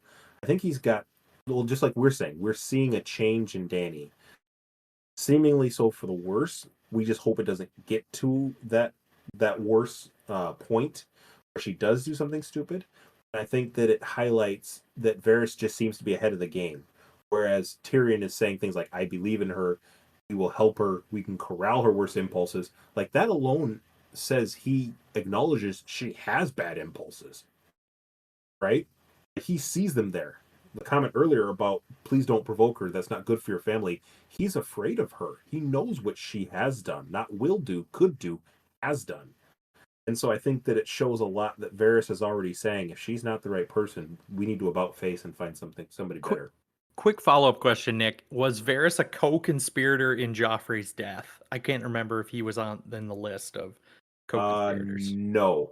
I think it was Littlefinger, from what I remember, was the mastermind, and Lady Olenna from Highgarden was in it on it too. I don't think Varys was a part of that. Okay. Could be wrong. Again, I didn't read the book, so if it's in the books that it is, that's different. Just in the movies, don't think we've seen that. Steven. So I think that's no, those are good points. I'm more thinking about Varys, and I like how you say how he's ditching everyone and how he continuously ditches people, and it makes you kind of wonder what he's looking for in a ruler. And I believe it was Tyler who said that he apparently doesn't always have the information on everyone, there's always that one flaw he doesn't know about, and it's a deal-breaking flaw for him every single time. And after he is deal broken, he just decides, well, get rid of him. And it's not just get rid of him, just throw him by the wayside. It's the only way to get rid of him is to kill him. And it's just interesting to me because I've gone through this entire series thinking of Varys as, like I said, chaotic neutral. He is trying to help out the kingdom. He wants meritocracy, and he wants but he wants mediocrity because the medium for him is better than the evil. He doesn't want a tyrant, and he doesn't want the demos. He wants some oligarchy in the middle, which is Aristotle's hierarchy of leadership for you, Gary. But anyways, Meritocracy, that's where they marry one another, right? yes, it is. They want everyone to be married. Everyone. There. You have the dogs, cats, living together. It's crazy times. But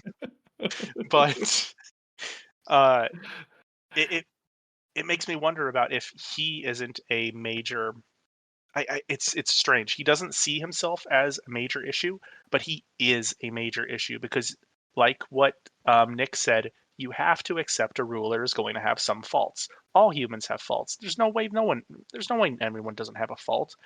And if he's going to just decide, except for Gary has no faults. But after, if he decides that, no, you have one fault, you're going to be killed now, and we're going to move on to the next person. Of course, the entire realm is going to be destabilized. You're going to have massive wars and all that sort of stuff. And it's just striking to me as someone of as high intelligence as Varys is, that he either doesn't, one, hedge his bets, or two, go along with the best of a bad situation. He just decides, I'll upturn the boat. You know what? Boat isn't going where I want it to go, so sink it.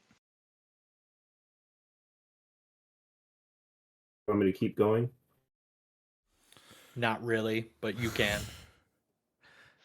Yes. Thanks, Gary. Please keep So going. magnanimous. I'm almost done. Towards the end here. Yeah, that interchange between Varys and Tyrion. Tyrion pleads with Varys, please don't follow this path of trying to find somebody better than the queen. Under his breath, and he's right. I mean, currently the allegiances they've pledged, he says it's treason. And again, we've highlighted that Tyrion knows what happens to people who provoke their queen. And Varys, I think, has a replying line where he says something like, I will do what I must, regardless of the personal consequences. And, I mean, again, we've seen what happened to people who do the honorable thing, regardless of the personal consequences in this show. So, Hashtag Ned Stark. Hashtag Ned Stark. Absolutely. It's like people follow their compunctures. And, yeah, like Amanda said, while it's admirable, it may not be the wisest course of action. So, I thought that was an interesting exchange as well. I wrote down, as a devil's advocate, do we know for certain Dany would do something terrible? We've highlighted several times that we think she is slipping, maybe going down a dark path, maybe alienating herself from people. Stephen has a smug smile on his face. Or do we know that she's snapping because of the circumstances? I highlighted on a couple different items that I'm watching throughout this episode about, what comes first, the chicken or the egg? Are people upset because Dany is seemingly getting more and more alienated, seemingly more and more threatening to nuke everyone around her? Or is she the victim of her circumstances where, even if she's doing it to herself, by not being more self-aware of the social cues, are these terrible things that are happening to her cause for her to get angry? Again, we don't know at this point in the show what the outcome is going to be. And so, with that in mind, is there is she going to do something that is irrevocable, or is she going to do something that is detrimental? Or is it something simply where she may not have a concern? And it's difficult. We were joking before we actually started recording this video about, the baby Hitler dilemma. She hasn't done anything yet. And so is there, where's that line drawn? Was really my question with the devil's advocacy. Like, Camp Tyrion, we can check her impulses, or Varys, it's better to go with mediocrity over somebody's evil, as Stephen put it eloquently. I was curious if any of you had any interest or thoughts on that conversation. So, could you restate the question for me again here, Nick? If you believe someone's going to do something, again, there's no evidence, there's only a gut compuncture, like that's what we're talking about Varys would have.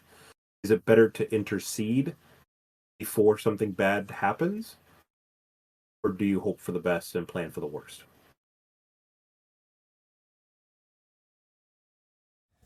There's no right or wrong. I'm just curious. I think you're asking way too heavy of a question for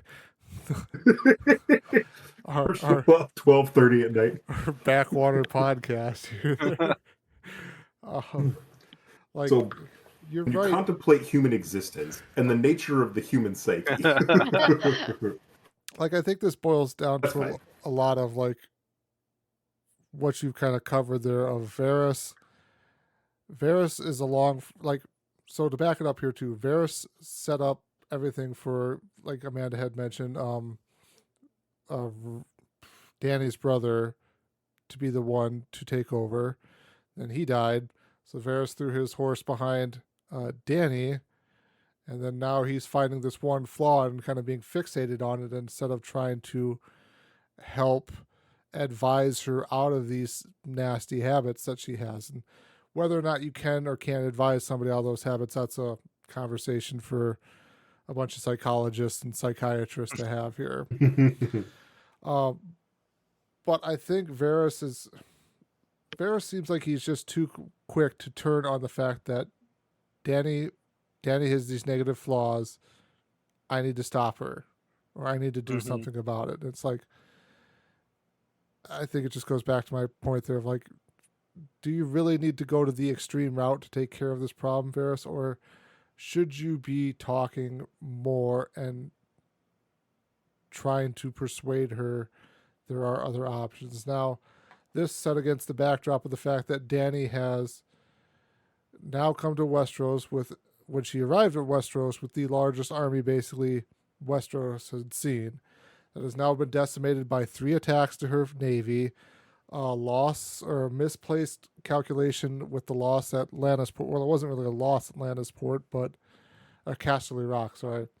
With like the misplaced attack on Casterly Rock, and then her forces also being decimated by the White Walkers and the army of the undead there. So she is now probably at a point she hasn't found herself being at in quite a long time, of she is now on the back foot and not on coming from a position of strength. Even though if push came to shove, I think she still has technically the advantage in a fight against Cersei.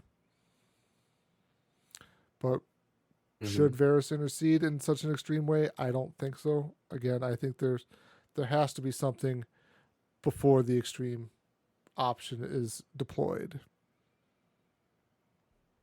I like that. I think that's a sound response. Varys has this conversation with Tyrion again, and Tyrion looks at Varys and says, like, what happens to her?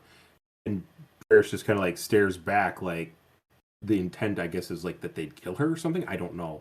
But yeah, I think that there's got to be something, there comes a point where words fail, but I think you have to put something in place or make an attempt before you jump straight to bloodshed. Anybody else? Fucking hippies. Again, it's just a question I asked. Okay. Gary with some sound thoughts.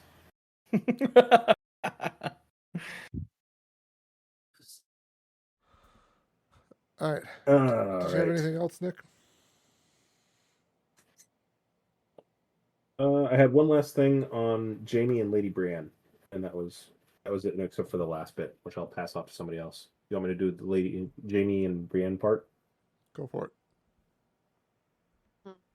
Question: Do we think that Jaime leaves because he realizes if Cersei is in fact killed, rather than just she's estranged down in King's Landing, he'll miss her?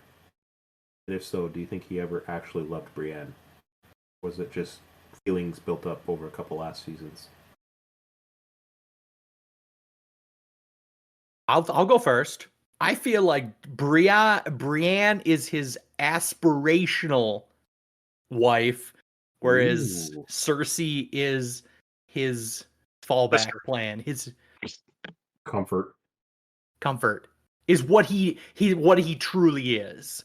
He's like, it's just how he views himself. Aspirationally, he'd like to think he's a good enough man to deserve someone like Brienne, but in reality, he knows that he's just a miserable, like, sister fucking, king slaying, one-handed piece of shit. 'Cause I'm a freak. Pull it up out of the gutter a little bit there, Gary. Pull it up. Sorry. Pull it.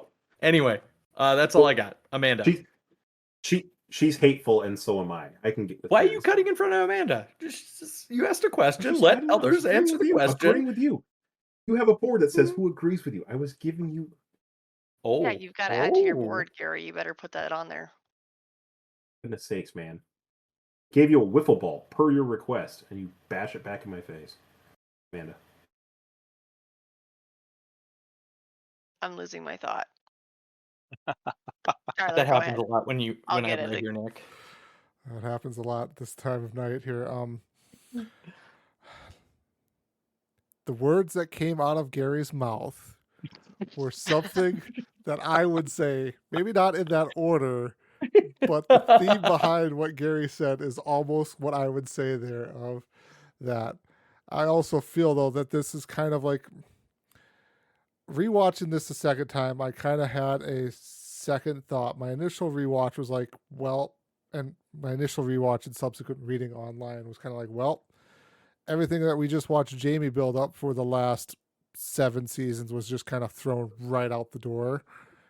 But at the same time, though, too, on this latest watch of the show, I was kind of like, well, maybe this is kind of like a George thing to do. George has kind of had this expectation of I'm going to use the stupid phrase from the writers here, or the showrunners, of subverting expectations. You know, Ned Stark being the main character in the first book and then dying. You know, the heroes, like the journey for a lot of people undergo of redemption and everything like that is they start off as shitty people, stuff happens to them, a tragic thing happens to them, and then they become a better person because of it. They grow. This is just kind of a kick to that idea of like, it doesn't always happen like this. You don't always become a better person. You don't always become this idealized version that everyone thinks that you could be. Jaime going back to Cersei is kind of a real thing of just like, this is where I belong, so this is where I'm going to go back to. He might have feelings for Brienne, but they don't overcome the link he has between him and Cersei. Steven. So I'd go a little bit different of a way, and I think that I'm not entirely sure Jaime's reason for going is 100% to be with Cersei. I think he's trying to get Cersei out, because I think while I was watching this time, I don't think the entire situation became real to him until Sansa walked up to him after Missandei? What's her name? Just give up. Missandei. Yeah. Missandei's Missandei. beheading, and says, well, now I'm never going to get to see your sister burned and blah, blah, blah. And you can see that look in his face. That's when it becomes real to him. Oh my God, my sister is going to die. She's told me at least that she is pregnant with my child. And that's when it starts to eat at him. And I'm not entirely sure that he wouldn't eventually come back. Not that I don't think Brienne would have him, and I don't think that she should take him back after he leaves like that. But I do think that I think he's going out there to get her out. I'm not entirely sure he's going there to be with her specifically for love. He's going there out of a different type of love. It's not some sort of lust to be with her or to screw her again or whatnot. It's to save her life. And that's specifically what it is. He's not going to fight for her. He's not going to try to take over the Seven Kingdoms for her. He's trying to save her life and save his child's life. And that's what it seems like to me. Amanda. Watching Jamie and Brienne's parting was very painful. Like, you never see Brienne cry like that. She's a very strong individual. But this might be an unpopular opinion, but I think it speaks well of Jamie that he went back for her. I do agree with Steven that I think it's more to save her rather than that he wants to be with her. It's not that he's choosing her over Brienne, but like, I wonder if in his head it was one thing when you thought, yeah, there might be executed, that might be something down the road. It's another to hear, oh, the Dragon Queen's gonna burn the city down, and like, that's a different kind of horror, and it becoming real like that. This is while he has made his choices on where to fight, and he knows that Cersei's probably hates him and doesn't want him around, but that doesn't mean necessarily that that's a long-standing bond. That doesn't mean you necessarily want to see them burned. So I don't think it's out of Jamie's character arc for him to go back. Like, I think he's trying to do what he sees as the right thing. Like, he's trying to save her life. Go ahead, Nick. Solid observations. I am the hopeless romantic who hopes for the best in people, and so I think it's more palatable to have the aspiration that he's going to try and redeem or save Cersei. We see in that scene the sorrow of him leaving Brienne and her reaction. But I think that, yeah, his intentions trying to be doing something good for the person he does genuinely care about, his sister. I think that's more palatable. Interesting. The last little bit I had was Brienne's final comments to Jamie is she says, "You're better than her. You can't save her. You don't need to die with her." And I thought that was very pointed, that she tries to really get through his skull. She's hateful. You don't need to go be with her. Like, stay here with me, essentially. And Jamie ends saying she's hateful and so am I. And then that's when she really breaks down. He just rides off into the dark. A good scene. And then the last little bit I had is Missandei, so I'll throw it off to somebody else. I've talked more than my allowance Gary gave me. If only we could put that allowance on Gary. Because it is your turn, Gary. Oh, okay. I don't have. I'll go look through my notes. I noticed. I think we kind of touched at it a couple times that the number of survivors. Thanks, Nick. Nick's already got a question. The number of survivors are left in the funeral. Did you notice the ice river in the beginning? There was you guys said there was tiles. I rewatched it earlier. You brought it up, so you can suck a fuck. It looked like layered tiles on top of one another. I don't know, like frozen ice. So I regret nothing. Your tiles explanation was shit. It's a frozen river. Continuing on. The number of survivors at the beginning, at the pyres, it looked like about maybe 200 people. As we talked about, like, this show really is terrible about continuity of followers in Daenerys' army. That was interesting. I noticed Jon's funeral prayer was very similar to the prayer that they give Men of the Night's Watch. Their kind will never be seen again. So I thought interesting. Like, that's how Jon was taught to mourn, was through the Night's Watch of, everyone is dispensable. Vala something or other, all men must serve.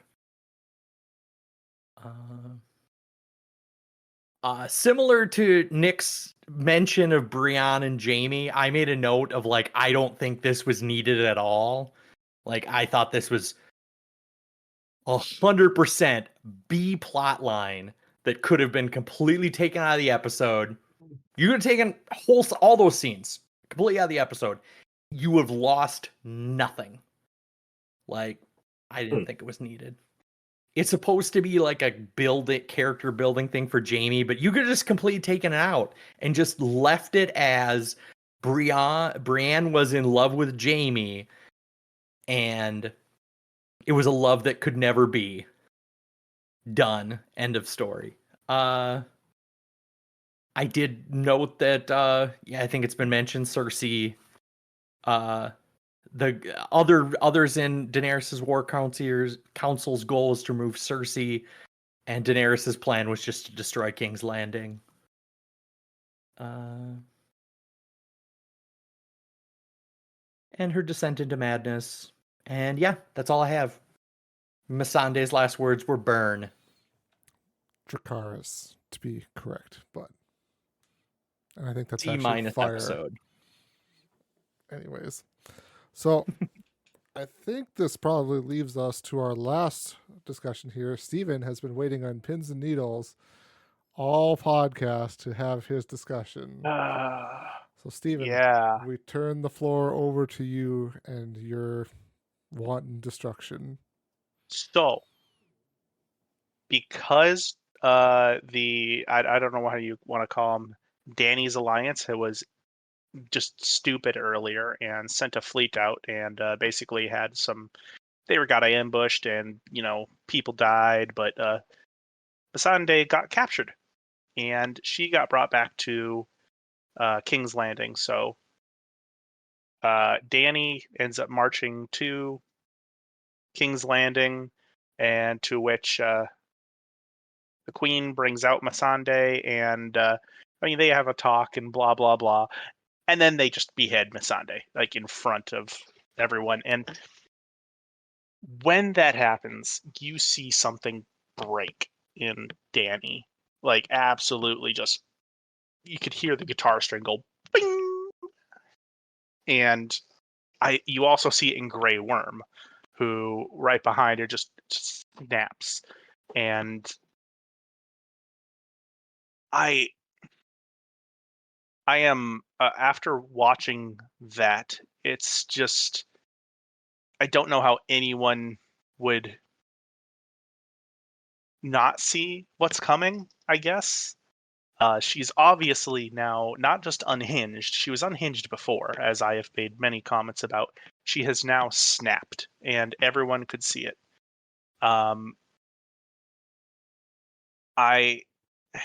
mean, say what you want about Cersei's negotiation tactics. It was stupid to behead a prisoner of war. It's killing prisoners of war is a war crime, and that should be noted for the future. Killing prisoners of war is a war crime. So if you invade a city and kill a bunch of prisoners in there with swords, but whatever. But It's a war crime since when, Stephen? Back in this times? well, I mean, Yeah. If you want to go anyways. the history route, let's make sure it's accurate. Sure. But it is, should we say that at least it's against norm for this time, for what we're seeing here? It looks like it's against the norm. I don't know. Saw an awful lot of prisoners being killed and Tortured and killed, yeah. especially from season 1 on. Back in the Age of Dragons doesn't seem that out of the norm. Yeah, and I would say too, in the last overthrowing of the monarchy, a certain Tywin Lannister and his army decided to sack King's Landing. It's a fair statement. That's a fair statement. So yeah, you're right. Arya was almost one of them. She watched that happen. Well, in that case, real quick, in that case, then, does Dany have any right to snap to see just one of? It was her stupid decision that let Missandei got cat, but does she have any right to snap when someone on her team gets killed? She has burnt to death Samwell Tarly's father and brother. She has slaughtered countless people. Just because, they wouldn't bend the knee. Well, fuck, you could have a dragon. You could put him in a cage somewhere or something. You'll be fine. But this one thing happens and she snaps. Does she have any right to snap? Because I think the show makes it seem like, oh yeah, we should be on her side, and I'm not. I'm not on her side at all here. You're not. Tyler. So I will say here, I understand the point you're talking about of the show makes it seem like this is the one incident that cites the snapping basically of her. I would push back and counter with that basically because the show does a poor job of giving us any insight into what's going on with her, really. We see her sitting alone. I mean, this kind of surprisingly comes from the D&D people there at the end of, like, how do I say this here? It's not really shown kind of, or there's never a scene really that kind of lays out of like how Dany is thinking and feeling about everything that has just happened. Because again, like I pointed out, when she came to Westeros there, she lost her navy pretty much, her forces multiple times. She just went through the long night there, lost her dear friend Jorah, and then again, stupid mistake after stupid mistake, and then Missandei was captured and killed in front of her. It's not just this one point of Missandei being killed in front of her that would make her snap. I think this was probably the final straw upon a long list of stuff that has happened to her, given her complex of coming from Essos there, where she was, for lack of a better term, essentially doing most stuff was kind of done in her favor, where it turned out for the best essentially for her.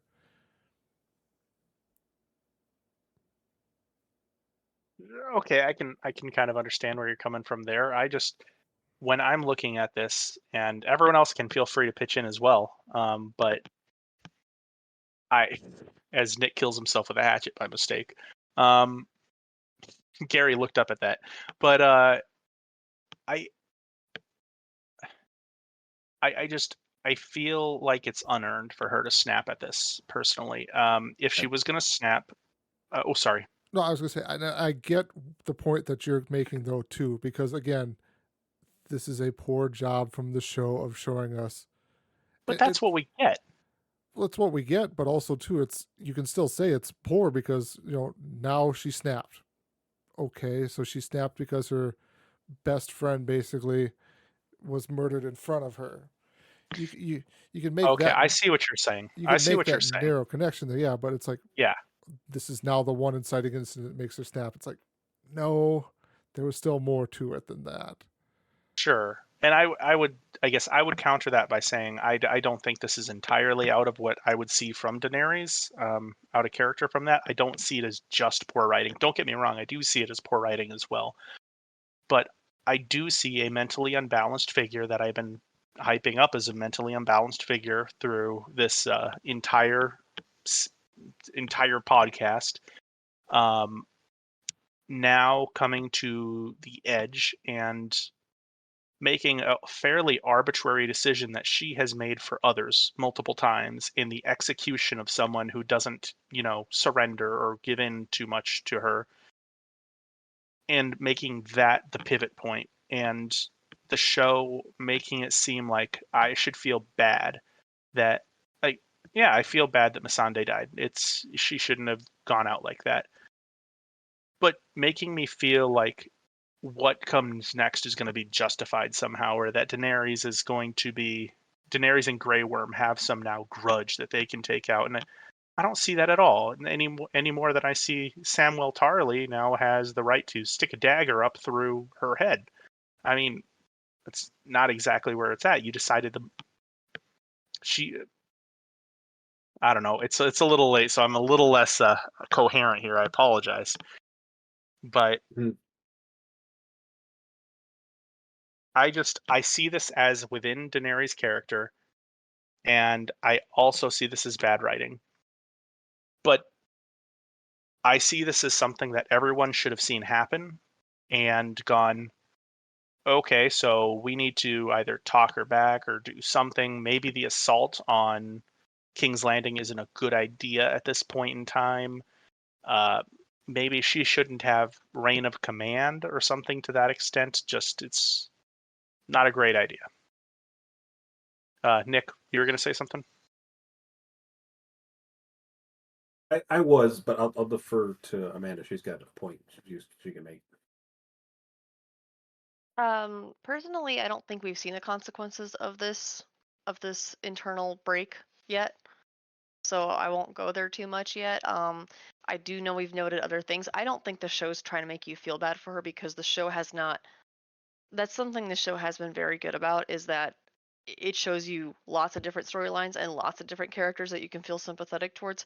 We, as the viewers, keep expecting to have a clear cut, this is who I'm supposed to identify with, this is who I'm supposed to like, and like that's not really how this is. Like it in this case, this show is much more like history. Is like this is people die, and that's not in terms of a war and stuff, things don't end up the way they should, or the hero doesn't always do this. Like it's complicated and messy, and just dumb luck is in there sometimes of like, oh yep, well they did so good and then here they got bit by a snake, they're dead. This show does that kinds of little things too. This person survived all these little things and then this one thing took them out. But Nick, did you want to say your point, because my next one kind of takes it a little bit away from Daenerys? It was kind of a non sequitur, but it was a little bit of it was kind of more just a general thought. At what point does letting go and just, if your nature is fire and blood and that's your house motto, at what point does that become the only option you have left? Like everybody's trying to hold her off from being what her family's always been. I had that comment earlier where Varys says the thing you've always struggled to defeat. Like if you've always struggled to defeat it, at some point that dangerous, that unthinkable option becomes the easy one, right? I mean, if everybody's got faults in their character, it's very defeatist. But at some point, you just kind of think, well, crap, Missandei is dead now. My list of allies keeps growing thin. Maybe I can stave off any other terrible things. If I just do this, it will be bad. It'll rip the Band-Aid off and we'll be done. We don't know at this point in the show what that Band-Aid, quote unquote, looks like. So we can't really equate how bad it is, or it could be. But we know she's got dragon. She had 3 dragons. Maybe she could have just like melted just the Red Keep and, done something just after Cersei. Now it's this hat game of what precise move do I have to do with my last remaining troops. Would it, rather than try and tiptoe around to the right answer, is the easy answer the one that's unfortunate, but the one that may be the one that's the easiest one to get the job done?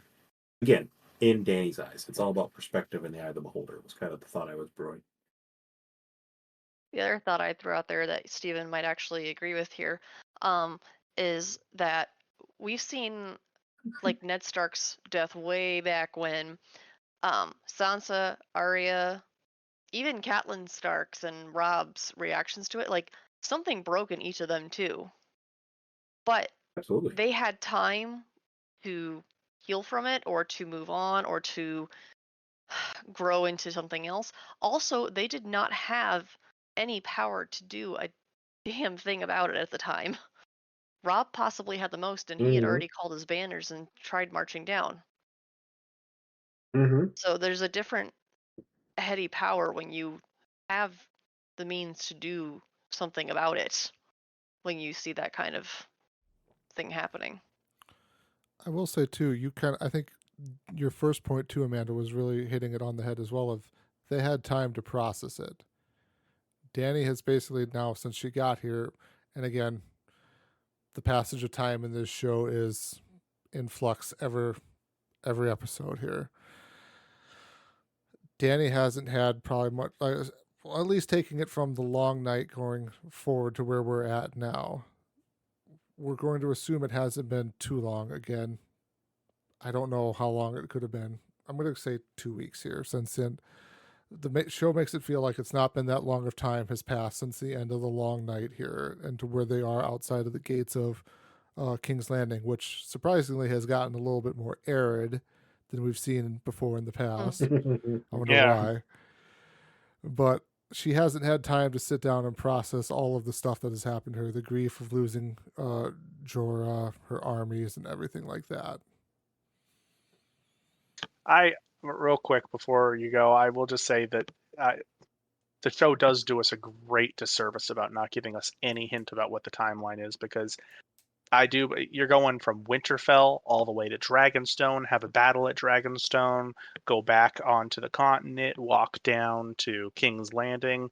I don't think that's 2 weeks. I think that's a couple months. But who knows? No one.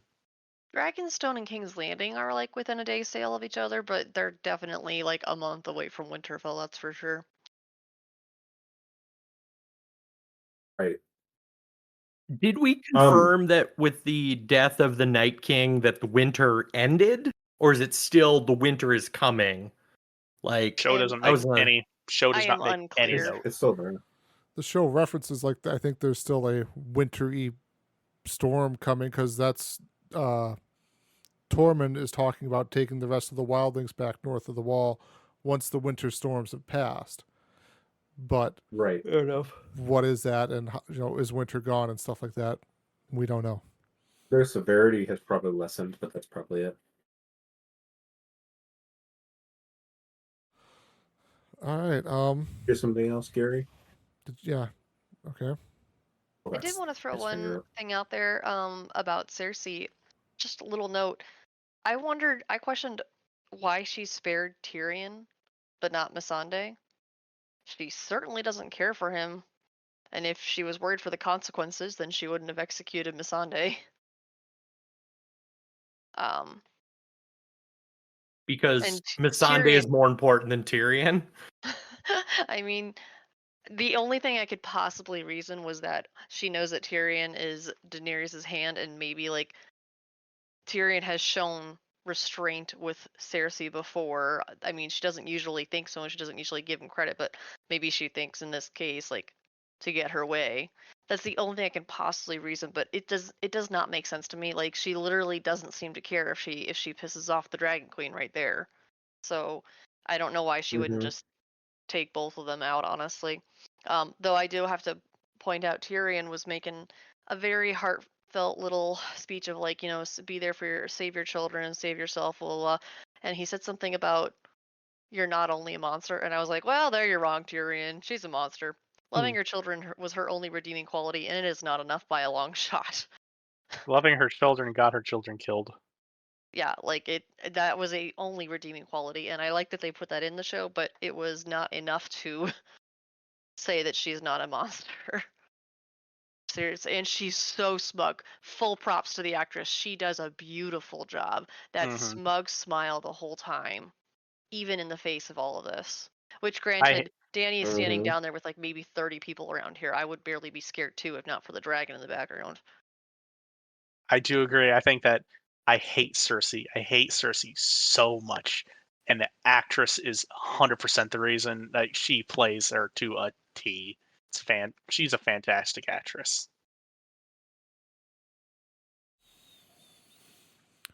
All right.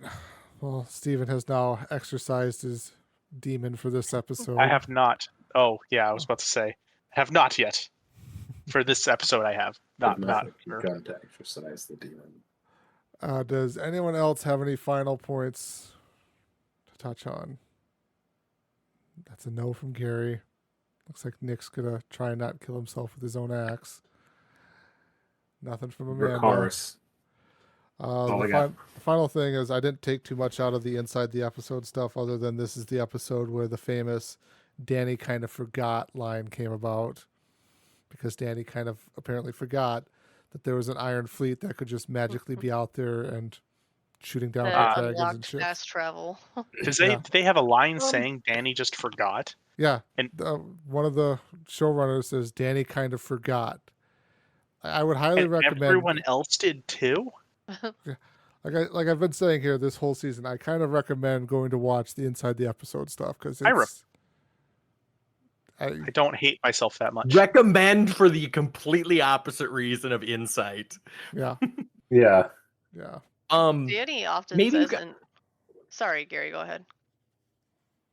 I had a different question. I'll let you continue on the Oh. inside the episode question. Danny often says in the beginning of the first book, like second book, whatever. After she gets the dragons and when she's going on her conquest, that I'm a young girl and I'm ignorant of war. Like she plays into that a little bit for an advantage, and two, I think she wants to see herself that way. But she honestly is in some ways. Like she has, even when she does get a little more experienced, it's definitely not with the Navy. She's not used to having to deal with that. And yet, how could all of her advisors forget that? Granted, I don't LOL. remember. I know the Iron Fleet like disappeared, so like maybe they didn't think about it, but I don't know. I Well- know she's up on Dragonback and it's hard to see, but I mean, we even mentioned it too in this episode of like laying out the timeline that they left at the end of season 7, basically to go to get the Golden Company. They came back, and then it was even mentioned in the War Council here in this episode that Euron's fleet has dropped off the Golden Company at King's Landing. So it was mentioned to her. But when you're up on a dragon flying through the sky, watching your ships down below, you're not going to remember that there's an invading fleet out there that's trying to murder you. Oh, dumb. Just forgetting the ships alone, the thing that always gets me with any aerial attacks is why not just fly higher? Like, I mean, obviously she doesn't have like a cockpit like a plane could have nowadays. So at some point the air is going to get really thin and she may pass out. But it always strikes me, like, if you know that they have these ships that shoot ballistas because Danny engaged with an initial prototype on the wagon train episode, couldn't you just like know to fly higher or stay closer to shore rather than out in the open sea where a big galleon could fly? Like, it just seems like, again, general awareness knowledge stuff.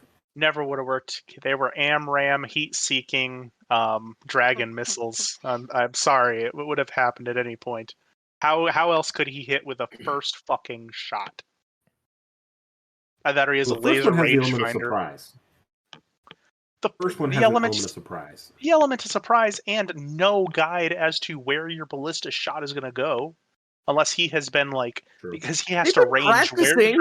They're practicing. he has to on range. flying targets. He has to range where the dragon is, how far away the dragon is, what the drop on his ballista is going to be, what the wind speed is going to be over the ocean, which is higher than it is over land, what the angle of the dragon is, what the speed of the dragon is. If I am going a little far here, it's Coriolis because it's a effect. stupid shot. I'm sorry, I gotta agree with Steven on this point. Like, even naval ships in throughout history, they had to like range their guns, and like you rarely hit on the first shot. I just imagine that he like sent some poor soul out in like a rowboat as like a test shot to like understand range and arc. There's just some guy in a rowboat out there. Like, I mean, I think it was meant to be there to shock us as the audience, and they did of a very course. good job of that. and you make the guy in the rowboat collect the ballista arrows when they're done. He shoots out the ship from under you, and you have to bring it back. Oh, this job sucks.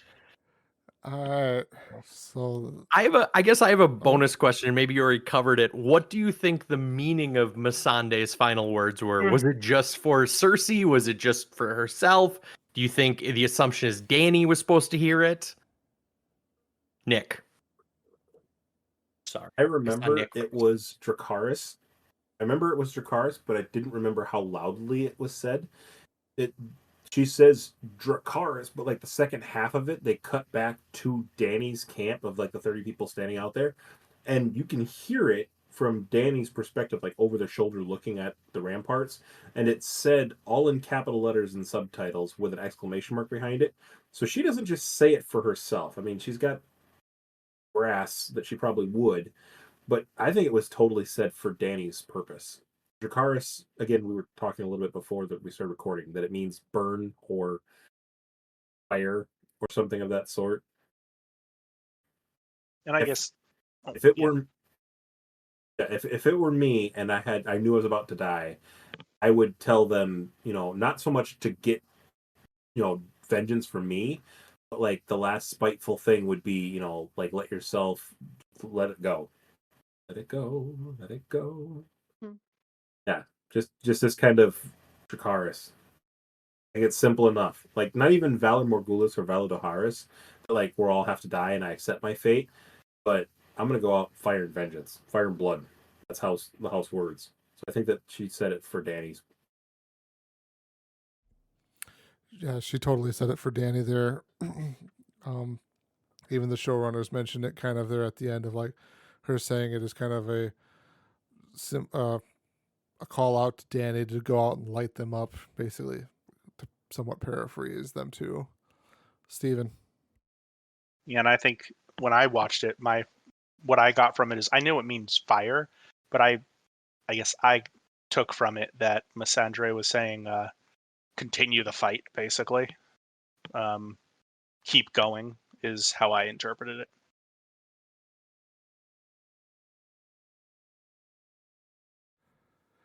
All right. Does that wrap it up for you there, Gary? Okay. All right. We have come to the end then of our nice long episode here. For next time, we will be watching season 8, episode 5, titled "The Bells." Just Christmas caroling and everything like that in this entire episode. Hope everything turns out all right. Hope everything turns out all right. Ding, fries are done. Ding, fries are done. Ding, fries are done. All right. Well, thank you everybody out there for listening to us ramble on. We hope you have a good one. Until next time. Bye. Bye-bye, everybody. Bye-bye. Thanks all.